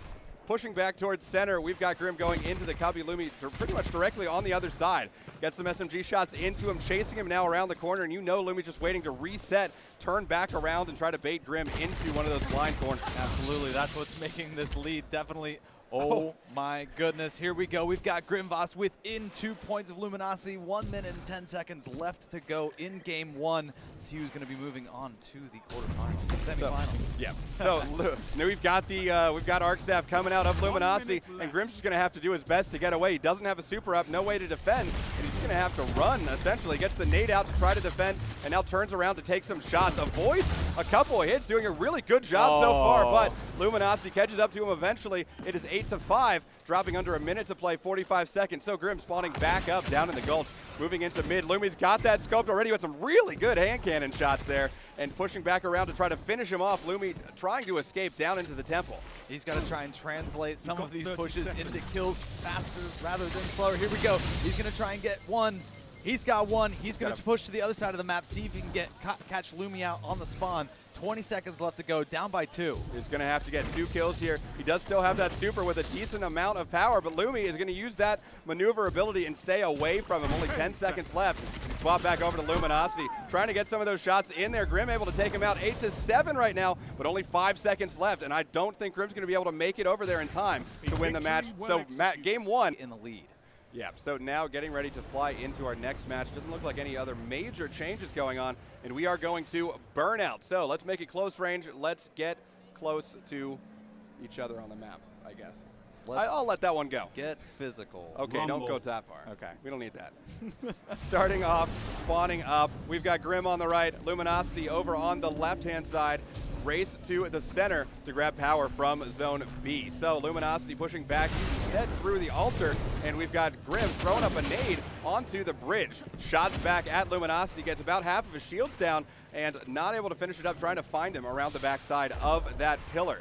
Heavy has on, and now it's just a play to see who can get it. Grim gets some good early shots there and is able to take out Luminosity, moving on. Once again, Luminosity with what was the better positioning in that first fight, being right next to the power ammo. If he was able to push off Grim in any way, he was going to be able to easily pull that sniper ammo. And ends up going down Grim. There it is. There we go, all tied up. Yeah, so Luminosity was able to pick up some sniper ammo over on the other side of the map. Got the body finished off with the hand cannon, and now Luminosity taking some shots, but Grim returning some shots, and with a little bit better accuracy, taking him down. So Grim Boss up 2-1 on 4 minutes left, and there is a snipe coming in from Grim. Lumi goes down 3-1 now for Grim as Lumi spawns back up. Yeah, you want to talk about what Grim needs to do to get back in this and win game 2. He's got to be sniping. Lumi actually pulling out that kill right there, using the SMG. Yes. The inner accuracy of the Now show them SMG the true working to meaning his of war. advantage right now on that Hunter class. Exactly, being able to track, and that is kind of one of the advantages too. Sometimes if you're playing on controller, and why you'll see a lot of these SMGs is that you do have a little bit more tracking. They're a little stickier. They've got the aim assist on there, and it's rather than playing with the mouse and keyboard. So SMG's out. Oh, Lumi had to reload, bounces back out with 0 health. You know Grim's hot on his tail, trying to follow him. Lumi's going to have to figure out some way to reset this, dropping down and bouncing around. Now he's got the advantage on Grim. Wow. Turns the situation around and pulls out that kill to tie the match. 3 minutes and 10 seconds left to play. Really great use of that arc bolt grenade. Actually, what seemed like almost at the maximum of range Pretty for much. that grenade. 3 Gets a minutes. quick body on Grim. Going to try to meet him over here in this tumbler as he's coming through. And there we go. Shot, Wow. shot. And 4-3 now. lost the lead. Swapping back over to Grim's perspective. We've got 2 minutes and 50 seconds to play. And he's pretty close, but not there yet. 1 kill behind. Taking some shots at Luminosity behind that pillar, dropping a healing rift on himself and letting himself have a little bit more of a chance there. Oh, there my comes Lumi goodness. with the snipe, though, taking off his teeth. So Grim spawning back up in Hall, bouncing back up to Bridge, and then coming out through center. He's going to have to find that power, and he's going to have to find a way to avoid Luminosity, who snipes him once again, taking a headshot and another kill. 6-3, Luminosity up on Grim.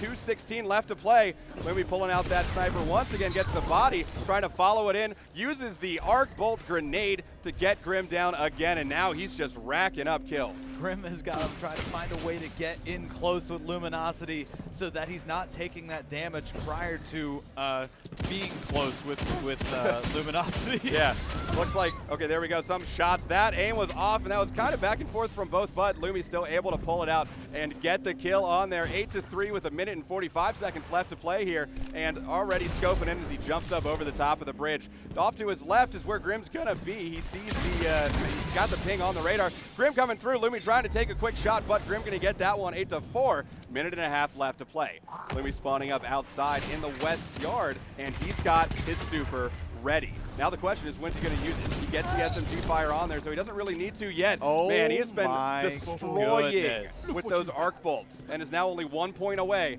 from our 10-kill cap, and moving on to the semifinal. Yeah, he tossed it And on the there it left. is. Tossed it on the left, went to the right to try and force Grim. Swap at some point throughout the entire thing. Yeah, that's right. We do know that Buttwipe has adjusted in prior matches and was able to take out Terminator. So, you know, we know that he can snipe. Terminator was also on point during that matchup and ended up losing to Buttwipe. So, Yeah. we'll see how this match plays out. We will see how it plays out. Starting off in Burning Shrine. And so this is somewhere where, even though it's shorter play and all that stuff, we did see some great shots coming out of Sonic. Starting off, Buttwipe back behind Alter, throwing up the nade to the top bridge. And we've got Sonic deciding, you know what, I'm going to retreat, pushing a little bit farther back before jumping up. And letting Buttwipe take that super, or take that power ammo, pretty much uncontested. He's got the fusion out and a trade right off the bat, 1-to-1. Oh, and then we've got Buttwipe actually spawning right next to his power ammo, so he will hold on to that advantage for the time being. Though, to be fair, it is only giving him 1 piece of ammo back because of the fact that it was dropped. So dropping that healing rift up on top of the bridge. He's got little Sonic back behind the pillar here and trying to get some of those fusion bolts off there. Now it's just regular, or primary versus primary at this point. Buttwipe trying to follow him around this corner. He's got to watch out for that move, but he's able to track Sonic up into the air. That was a great job hunting down that kill after putting down the initial damage, switching over to that SMG and able to go up 2-to-1 to Lil Sonic. Yeah, so now Buttwipe up on bridge and Sonic pushing out through the West Tumbler door, trying to make use of these choke points. He does have his snipe ready. Yeah, for the first time this match, we're going to start seeing Lil Sonic put together some of those snipes that we saw and what got him to the semifinals in the first place. Yep. Buttwipe sliding across that lane, knowing not to sneak back in there and peek that. So Sonic going to move up a little bit before kind of abandoning that strategy. Buttwipe seems to be circling around behind him now, so Sonic's going to try to figure it out. You can hear the ominous sound of that fusion rifle charging in the background as Sonic fires off a couple quick shots.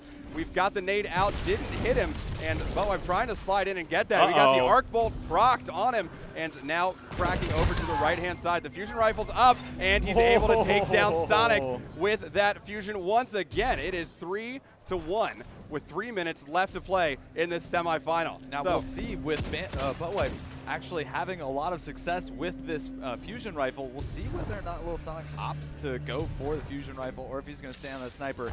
He has been playing so well with it so far. He just has to find the right range. Yeah, I don't see any reason that he would actually make the change. Yeah. It's just going to, if anything, it would be a change in the approach, the change in how he's going to treat the engagement distance that Buttwipe seems to be favoring, which is close-ish, mid-range, you know, the fusion rifle range. As we swap back over to him, he's here in his healing rift, and we've got Sonic on the map around the side, also in his healing rift.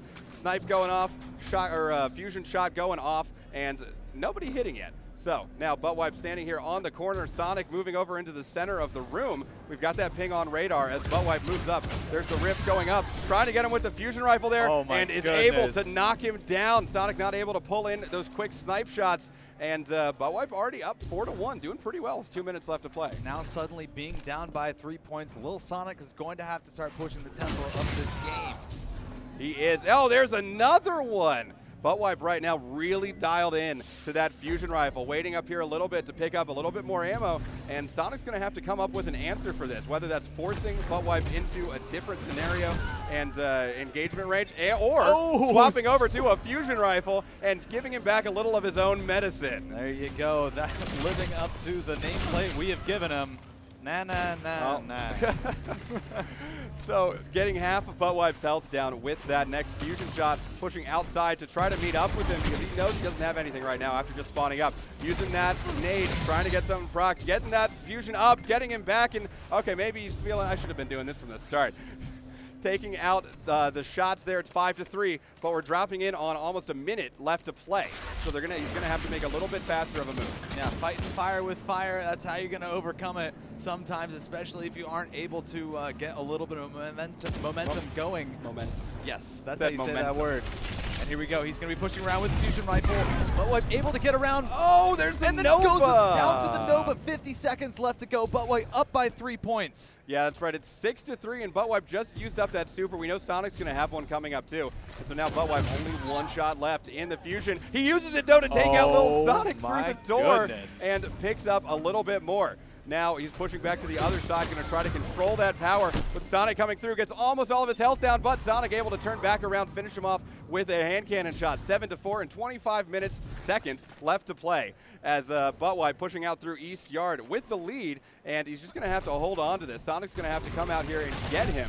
We hear the shot firing up. Sonic's able to take him down 7-5, but only 10 seconds left. That's right. Going out to that beach area, playing the range that works best for those fusion rifles. And here we go. He's just trying to avoid engagement as much as possible until we dial down to 7-6. First game. Cooking up the fusion ammo and then just racking up kill after kill until Sonic decided to make that switch. So now we're going to be playing on Javelin 4, slightly longer sightlines. This might be a place where you might switch back to the sniper. This is one where you can control those spawns. If I'm Sonic, I think that that's probably the play that I'm going to make. But we'll see if Sonic thinks the same way that you would think if you were him. Starting off, Sonic over on your left, Buttwipe on the right, pushing into that inner ring power. You've got a nade out, a healing rift down for Buttwipe. Back and forth.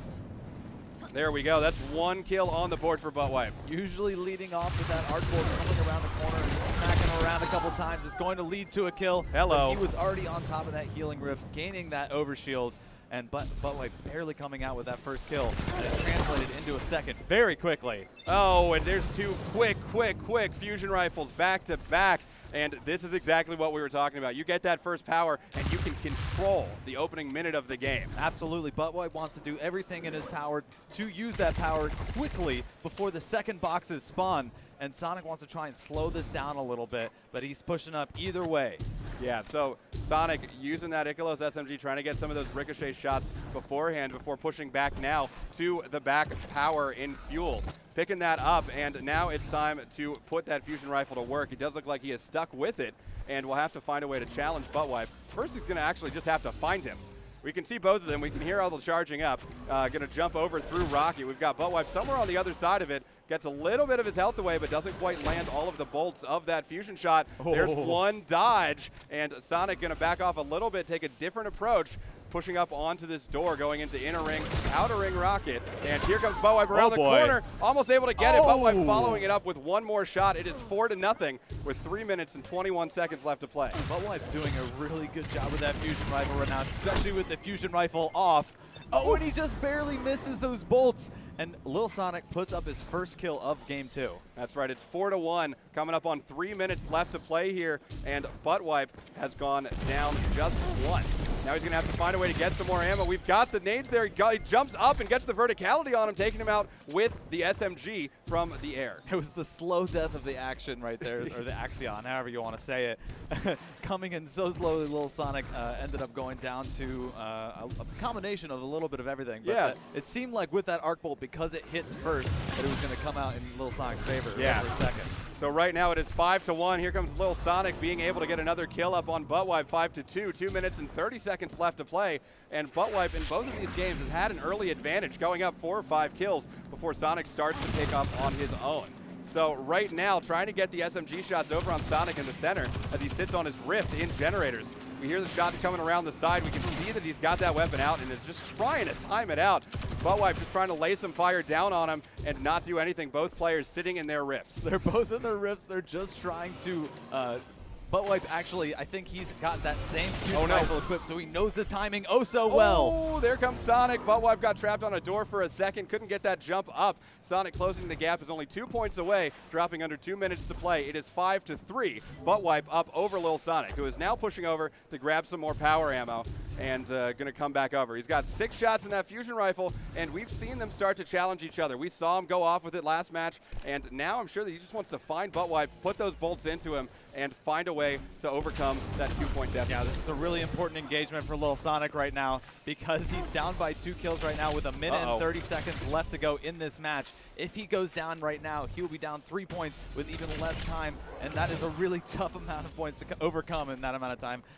Yes, it is. Yes. So pushing up around the side. That was a good choice of play. When he got hit by that Axion, instead of running away from it, pushing back into it, expecting that Buttwipe would have been pushing him back from it. Hey, there's Sonic with another fusion, both sliding into their 4-5 now. Only a 1-point differential with a minute left to play. So Sonic now pushing in through pipes, moving over towards fuel. He's going to have Buttwipe somewhere on the other side of that wall. And here we go, Rift versus Rift. That was a perfect place to place that Rift. He can just camp right here, just waiting for Buttwipe to make a move on him. Yeah, so now pushing up around the side. They're just going to kind of be here the whole time. Oh, he managed to juke out the Nova, got the Nova out, and now he's able to take him out with the fusion. It's tied up 5-5, 33 seconds left to play in this second game. This is going to be a very tough way for Buttwipe to win because he is down a super, a shutdown super, and he doesn't have any power ammo at the moment. So we'll see how this plays out in the next 15 seconds or so. I believe we go to extra time if they are still tied, so 15 seconds left on the clock.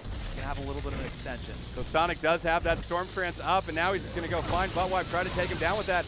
Take the lead in this. He's able to get him right there. So Sonic taking the lead 6-5 as the seconds tick down. We're going to game 3 in our semifinal versus Lil Sonic and Buttwipe. Ice fun. That's what you think. I'd put your face on it because I like you. Oh, that's so nice. I wouldn't let you use it.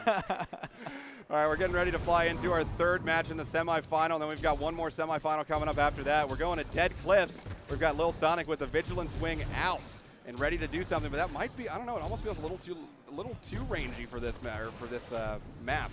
We'll see how it works. We're moving up to Zone B to get that first fight for the power ammo. And Buttwipe has already got the Rift down. It's not going to matter. Sonic pushing in, and he's going to win that initial engagement. That's one of those tough spots to be in, especially when you try to hold down a certain spot on the map. He knows where you are. He knows where he needs to go, and he's just going to go right through you with those arc bolts. Starting off, getting a couple shots there with the Vigilance Wing, taking advantage of that 5-shot to do some pretty good damage with only 2. As Buttwipe backs off and then comes back full health, and now he's 1 HP, backing up behind that door. And Sonic says, "Hey, I've got a fusion rifle. I'm going to come in if you don't make yourself known." Buttwipe trying to get a couple shots out the door, and now Sonic backing off to switch up the engagement angle. Seeing Buttwipe again, getting some more Vigilance Wing shots down there, and Buttwipe, you can tell, being very, very cautious of that fusion rifle and trying to make a play. There it is, picking up the fusion rifle back in the depot, and now it's back to what we saw before. Fusion defusion, Sonic taking him out from the corner and able to just slide that past the wall. So now Buttwipe spawning back up in Mill, picking up some more power. Sonic not able to stop him from it. We know he's on the other side of that door. Sonic's got the option if he wants to because he's got that Vigilance Wing out. He can take a step back. And he's using that fusion rifle really well right now. So he's up by 2.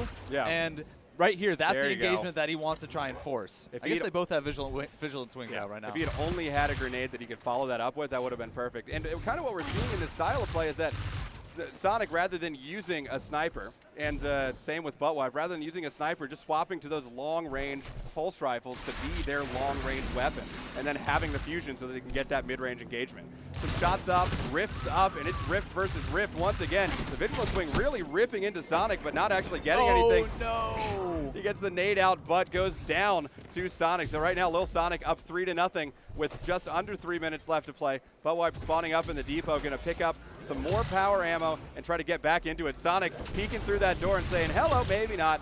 And there he is. Just got to get the timing down. And at this point, both players are pretty familiar with the timing of these weapons. Yeah, he got the damage down with that arc bolt. But it's really scary to try and push in after your arc bolt when you normally would if the enemy has that power ammo.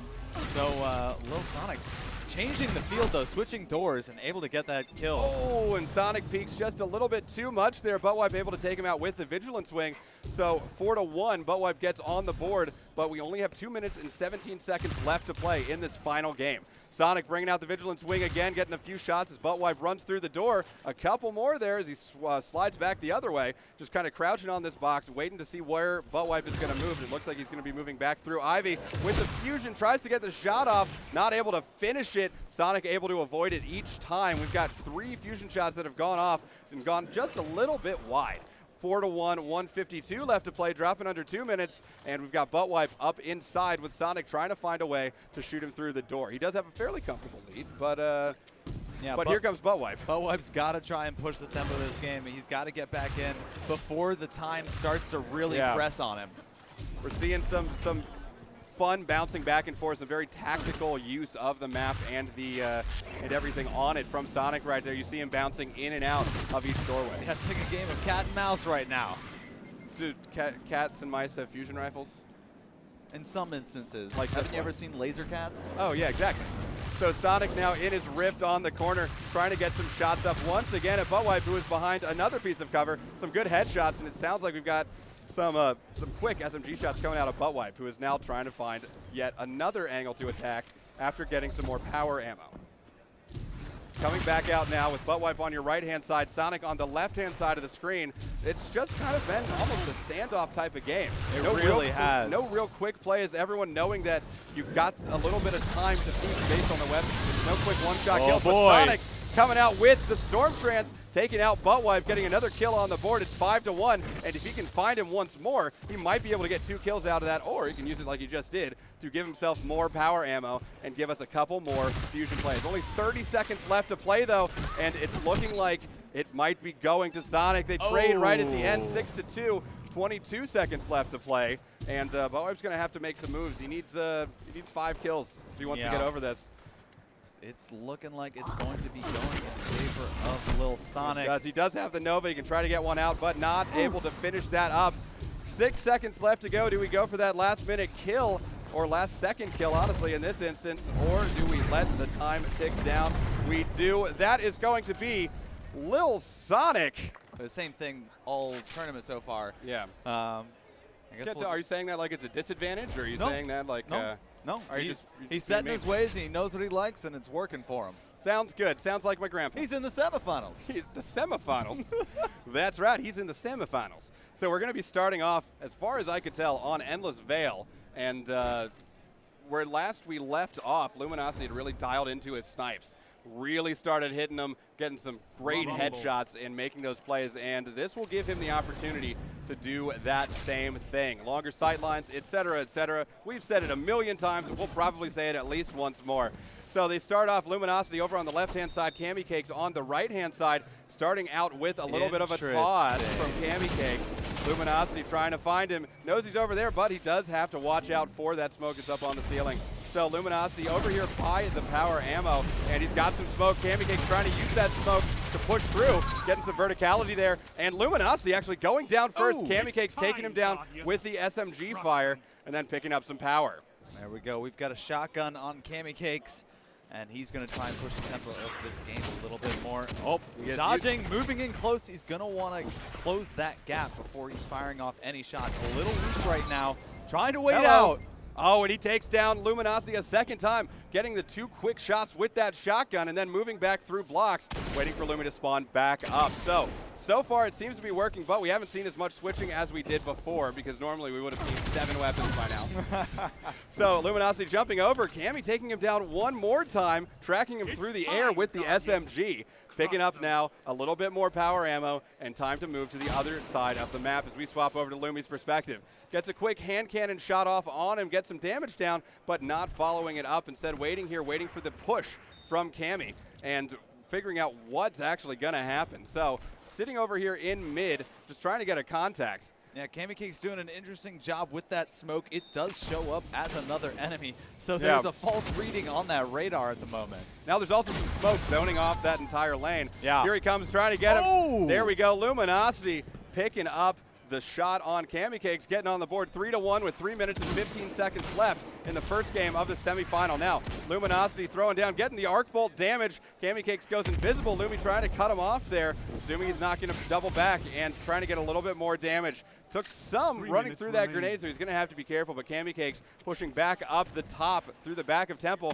Now Lumi out, SMG primed, ready to go, getting some shots around the corner. Yeah, he was willing to push through that grenade, taking a little bit of damage, knowing that CammyCakes is probably on the run, just trying to get that last shot on him. Yeah, so now Lumi pushing around the side of blocks. He's got CammyCakes jumping over on top, falling down into the drain. but then bouncing back up. There's the verticality, but CammyCakes had the quicker shot, taking him out from the ground, going up 4-1 with 2 minutes and 30 seconds left to play in the first game. So swapping back over to CammyCakes now. He's got the hand cannon out, trying to get some damage down on Lumi, and then swapping back, just trying to get him close in, bait him into a closer encounter, able to drop that smoke and run away, leaving that as a decoy, and kind of preventing a little bit of a push from Lumi, seeing that and seeing it as an enemy on radar. Yeah, this is CammyCakes being up by 3. He's just got to slow it down a little bit. With these shorter timed matches, it's very easy to control the pace of the game and play to the time.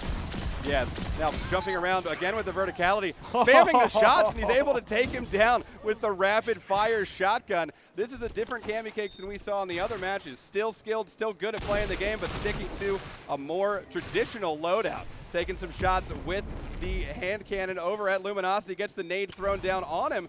Not sure if he actually managed to get any damage down on it, but he is just trying to zone him away from that power ammo.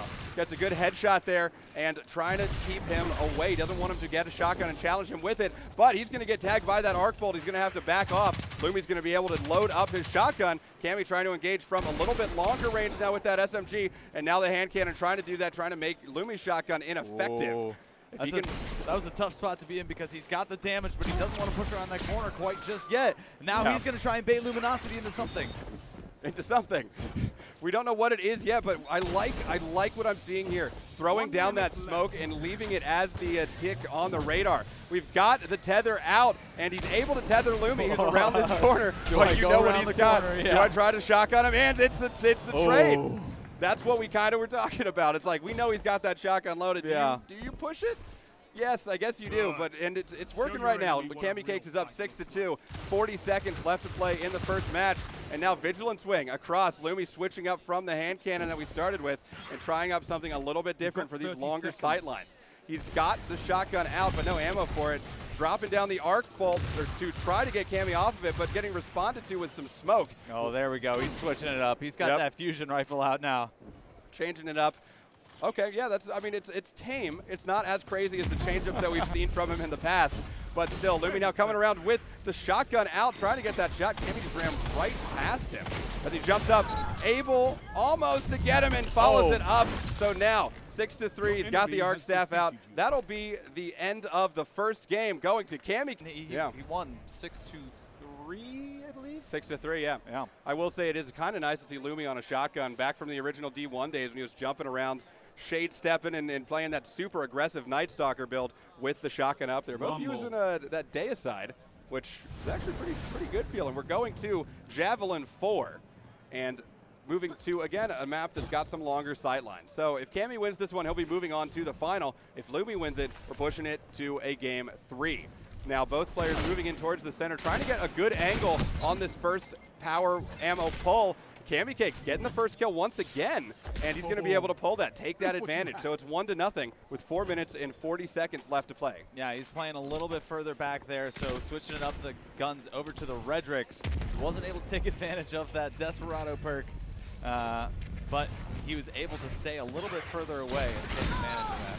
Yeah, so there he is coming in, and CammyCakes using that shotgun again to take out Luminosity, using a lot of motion, a lot of dodging, and liberal use of those trapper smoke grenades. And look at this, just like that, 1 minute and 50 seconds, well actually just 50 seconds into the game, CammyCakes has got that 3-0 lead after getting the power ammo, and we're going to see the second power ammo spawn. Let's see if CammyCakes can push Luminosity. It's going to come down to this, and if he can get Cammy off of this, he'll be able to pick up the power and try to return in kind. He does have a second to do it, and he's got Cammy back behind in this hallway from pad, but will Cammy let him get close enough to actually do something with it? Lumi's still got a shotgun up. He's going to be pushing up to try to get that done.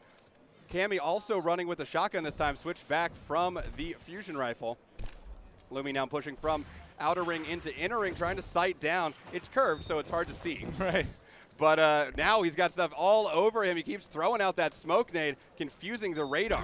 Where is CammyCakes, actually? We don't know, but now Luminosity's got a little bit of smoke on him, trying to figure out just where he went. We've got another sighting. Here he is pushing up. CammyCakes taking him down again.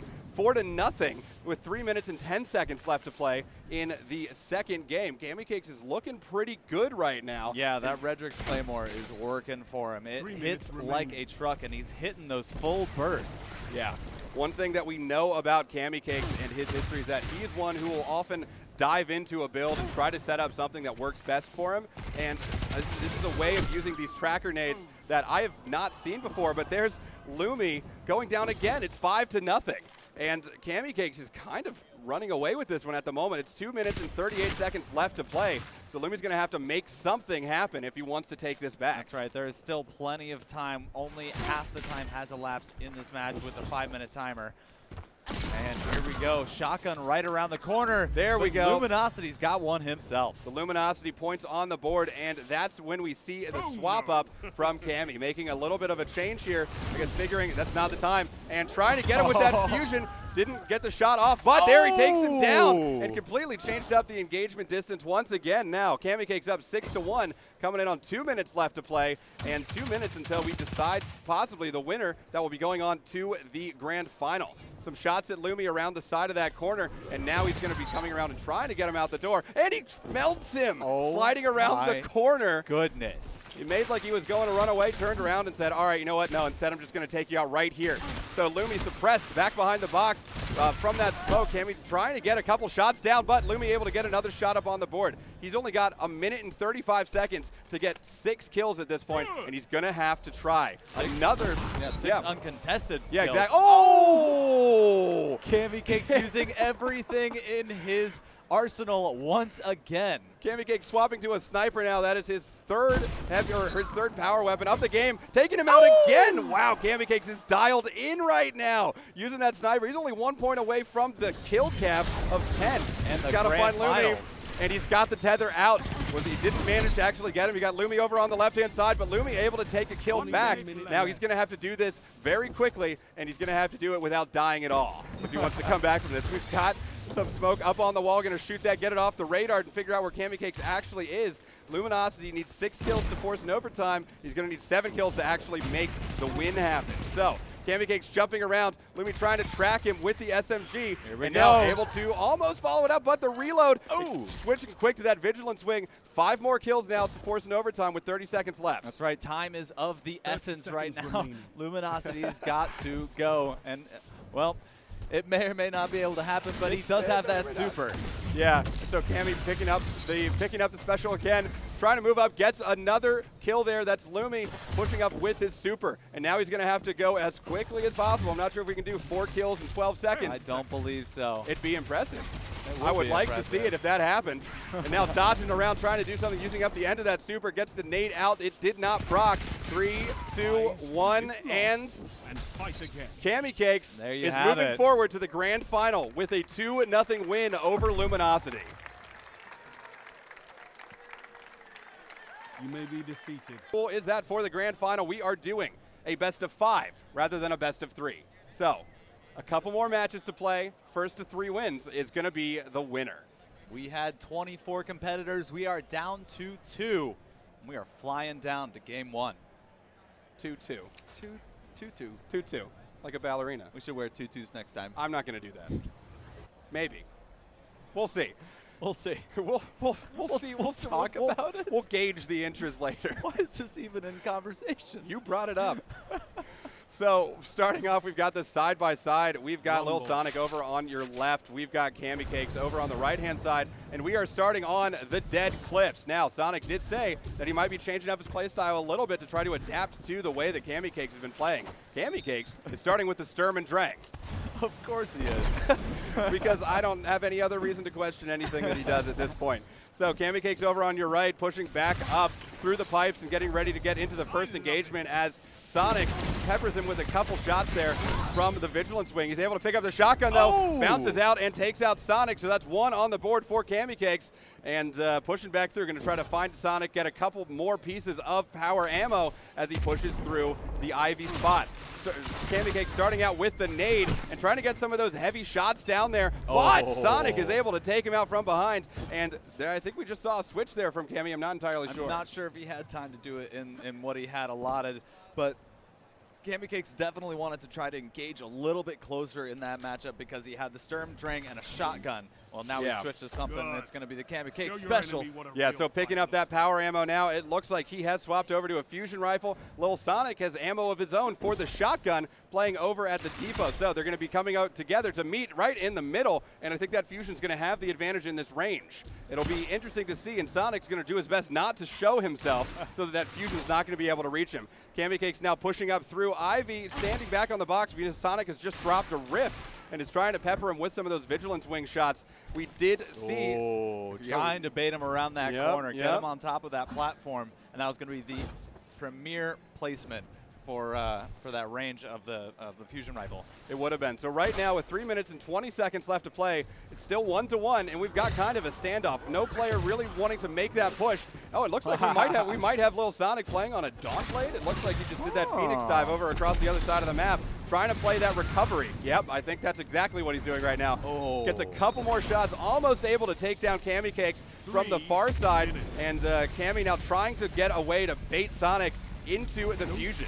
Sonic did say he was going to try to play a little bit more passive. Yeah, a little more passive, a little bit more careful, essentially. Yeah, absolutely. Both players showing a lot of respect to their opponents, not wanting to overcommit to any one engagement here, and they both are just been trying to figure out the best time and the best way to use the various power ammos that they have, power weapons. So far, a very standoffish game, reminding me a little bit of the game that we saw between Sonic and Buttwipe when they were standing there on their rifts a lot of the time. We saw a change-up from Sonic, and now we're going to see how this plays in for him. We know he's got some of those. That might have been a little surprise for CammyCakes. He was able to tag him with just a bit, and now it's rift time, sitting on the corner, and CammyCakes is somewhere on the other side of the map. 2 minutes and 8 seconds left, still tied 1-1.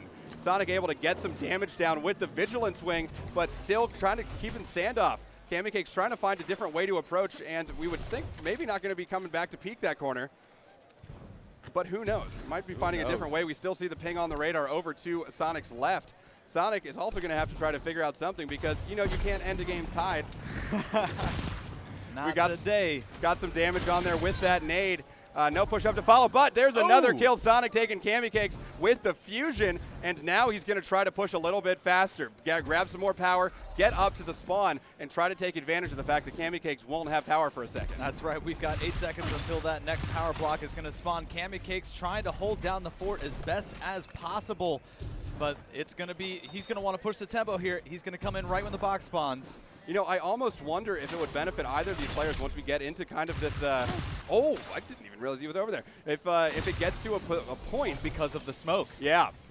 But yeah, you wonder if it would benefit them if it gets to a point with this standoff to switch to a sniper or something like that. But there's CammyCakes taking down Lil Sonic. It's tied up again, 2-2, and we've dropped under a minute left to play. This is a fairly low-scoring game. Doesn't seem like it's going to the kill cap. Sonic taking some shots out there and peppering back with the, peppering back from CammyCakes with the hand cannon, and very low health. Gonna have to do something to avoid getting shot with the health that low, but bouncing back and forth between Catwalk and Hall, really just looking for an opening from Lil Sonic, who is now started to make a push and then standing back on the corner, most likely about to pop a rift over there, as we've seen him do the entire time. Under 30 seconds left to play, no real push coming out, and we did have a swap here. Oh, here we comes go. the supers. We get the Dawnblade out. It's a kill with it, but he got tethered, but still that kill's going to go to Lil Sonic, and we only have 15 seconds left before one of them is going to win this match. And right now, Lil Sonic is in the lead. So he comes around the corner and he fusions him, now starting to build up a couple more points as we come down to the end of game one. And I think I'm going to have to say, this is going to Lil Sonic in game one. Of the power ammo boxes before either player went down. So that's when CammyCakes went for that shotgun, or switching up to the fusion rifle, I believe, and ended up kind of breaking that standoff, breaking the way that they guys were kind of like deadlocked at 1-1. Yeah, you almost wonder too if any sort of play style change would make any sort of difference. If you start turning it into somebody suddenly turns on the aggression, starts making bigger pushes, or holds back a little bit and starts trying to aggressively bait people out. Anyway, we're starting now on Endless Veil. Sonic over on your left, CammyCakes on the right, still rocking the Sturm and Drang for CammyCakes. Takes some hard shots in this first encounter, trying to follow the nade up, but Sonic taking the first kill. pretty quick this time. Going to be able to pick up that power, and then going to have to make a change. Okay, changing that up one more time, and it's time for the fusion. So CammyCakes going to be spawning up, and he's going to have to make sure to watch that, taking that a little, taking the fortified position. CammyCakes going to be waiting for that power ammo over on the other side, and now Sonic just trying to get some shots in there. Combination of the Healing Rift and the Phoenix Dive to get that health up, get a little bit of a bonus on there while he's standing in it. CammyCakes still back behind the pillar. Sonic just waiting for him to come out. At some point, his health is going to regen, and he's just going to have to do the whole thing over. Yeah, that's a tough angle for Lil Sonic to be pushing at because he's got that head glitch on CammyCake's side. He's got the low end, and not much of his body is actually showing to Lil Sonic. Two perfect headshots with that hand cannon, 271s. But he's sitting on a rift, so he's able to regen really quick. That's right. That rift came in big for Sonic right there, who goes up 2-0 with 3 minutes and 49 seconds left to play. CammyCake spawning back up and able to get some some power, but he goes down pretty quickly to Lil Sonic. That slug shotgun was just out of range. It was dialed in on Lil Sonic's head, but it just wasn't enough. Yeah, and some of these shots are landing well. Cammy's aim isn't off. It's doing well for him. He's just got to make sure Sonic's doing a very good job of staying in and out of cover. Yeah, some of these extended engagements will go in favor of the Warlock with the healing rifts that they can put down. So in kind of a standoff situation, a lot of times that's going to go over to Lil Sonic, and that's exactly what's happened. Yeah, so now CammyCakes has that there, and he gets fusioned right off the corner. Lil Sonic moving up 4-0 now with 3 minutes left to play, and it looks like Lil Sonic took the advantage and has been able to keep it. Bouncing back and forth with the fusion, takes half of his health out, finishes him off with a Vigilance Wing, and now going to just pick up a little bit more power. The window of what he had to be able to hit CammyCakes there, but he had to put the bolts into basically CammyCakes' face. Yeah. And was able to pull it off. Finds himself up 5-0, 2 minutes and 40 seconds left to go. So there we had some smoke sitting on the corner, and he gets taken out. CammyCakes using that smoke to mask his presence, and so putting one on the board now. 5-1, Lil Sonic going down. And so now CammyCakes pushing up with that. Wow. And Lil Sonic able to finish him off with the SMG. 6-1 now. Looking pretty good in this match. He already had one to start. Takes him out with the... Oh, my... Okay. The timing in which he was bringing up that fusion rifle and charging it up, perfectly timed. Oh, my God. And he is on a roll right now. Sonic. Just one spawn, next spawn, not even giving CammyCakes a chance to try to get back in this game, gain some positioning, gain some power ammo. It is very one-sided at the moment. And this is exactly the sort of move that Sonic needed to make to kind of keep this up. He knew that if he let Cammy pick up any power ammo, it would just be another back and forth and back. And so this time, he's able to keep the advantage with the power ammo and then keep the pressure on Cammy. It's 9-1 right now. This is looking nothing like that 4-2 finish that we saw in the last match with a minute. And there's the last kill. Wow. A fusion from the corner. Lil Sonic absolutely. Oh. All right, we did have Xander's mic cut out, I think, so he's going to have to just double check that that's back in. He's coming back. Nothing happened. Everything is fine. And so now we've got Sonic over on the left-hand side. We've got CammyCakes on the right, and it looks like we're doing Endless Veil one more time. Setting up, we would have to have one repeat anyway, and we're going back and forth with this. Might as well. And we've got Sonic and CammyCakes. Fallout, get out of here. Just sit down. What are you doing? Oh, make them cry. Okay, he's gesturing at us and doing all these things. We don't know what's going on. It's just interpretive dancing. Okay, so we're figuring that out, and there we go. Lil Sonic taking the first kill here on CammyCakes. CammyCakes spawning back up over in the Gulch, moving back around the outside. He's going to have to play for some power because this is where Sonic was able to trap him last time, bouncing back and forth between spawns. CammyCakes has a little bit of a longer range option now, though, with some more damage output. Did we learn anything interesting, Xander? Oh, nothing. Okay, great. That was a lot of nothing. So here we go, Lil Sonic trying to push up with that fusion. CammyCakes trying to hold him off so he can get a little bit of power with that Vigilance Wing. But here comes Lil Sonic getting shots on him, and Cammy not able to get any power ammo yet. Going Invis trying to avoid and then run over to the other side to try to pick something up. Sonic instead going for the power that was abandoned by Cammy. Yeah, Lil Sonic was able to see that timer as well, so it's always, especially when your enemy is right around that corner, it is a very tense moment to be able to try and pick that up. And he was able to push CammyCakes away, but now they both got him, and we'll see what kind of fusion action happens next. Yeah, so it is 1-0 with 3 minutes and 30 seconds left to play. Lil Sonic is in the lead over CammyCakes. And this match has been going a little bit slower than the last one did. Thinking, but we'll have to see how it goes. We've got a bunch of nades out. We've got some fusion rifles owing. We've got vigilance wings on both sides. And now Sonic dropping that healing rift over at Gulch, getting some shots on CammyCakes, and then bounces back into the inner area. Oh, and then using the smoke to try to make a push over on the other side with the nade as well. Almost a together wombo combo, but a little bit split. Yeah, it almost worked out. If he was able to get that spike nade off onto the wall, it would have absolutely devastated the health of Sonic. But for now, he's able to back off. Lil Sonic maintaining this 1-0 lead. 2 minutes and 50 seconds left on the clock. He's not sure whether or not he should go for that power ammo. He's got 10 bullets left in that primary. Yeah. The thing that I'm wondering is if anything changes up when it comes to play style or things like that, something that we've seen Cammy do pretty effectively and use it pretty well, is start playing a little bit more aggressively with the smoke, landing it down, using that to misdirect. We already saw one play with that, and I wonder if a little bit more of that's coming. We've got some fusions around the corner here, just kind of bouncing back and forth, but now Cammy out of ammo is going to have to run away, and Lil Sonic maybe with the follow-up, instead with the Phoenix dive, going back out to Shrine, and they are both here. Cammy's on the outside there, gets the smoke thrown up there, and that's kind of exactly what we were talking about. Sonic backing off to make sure that he's not going to get taken unawares again. Unfortunately, once again, even though he got a lot of damage down onto Lil Sonic, he's not able to follow up with that aggression because of the fact that Sonic has that power ammo. It's really tough to push in those situations unless he's able to get enough fatal damage before he actually fully commits to the engagement. It is, and now Sonic's got Cammy trapped back in the back here. Ooh. But he gets a great Void Nade thrown out there, taking down Sonic's health. That was precision. Speaking of that spike nade that he needed to have in the other engagement, that's exactly where he needed to place it there. Yeah.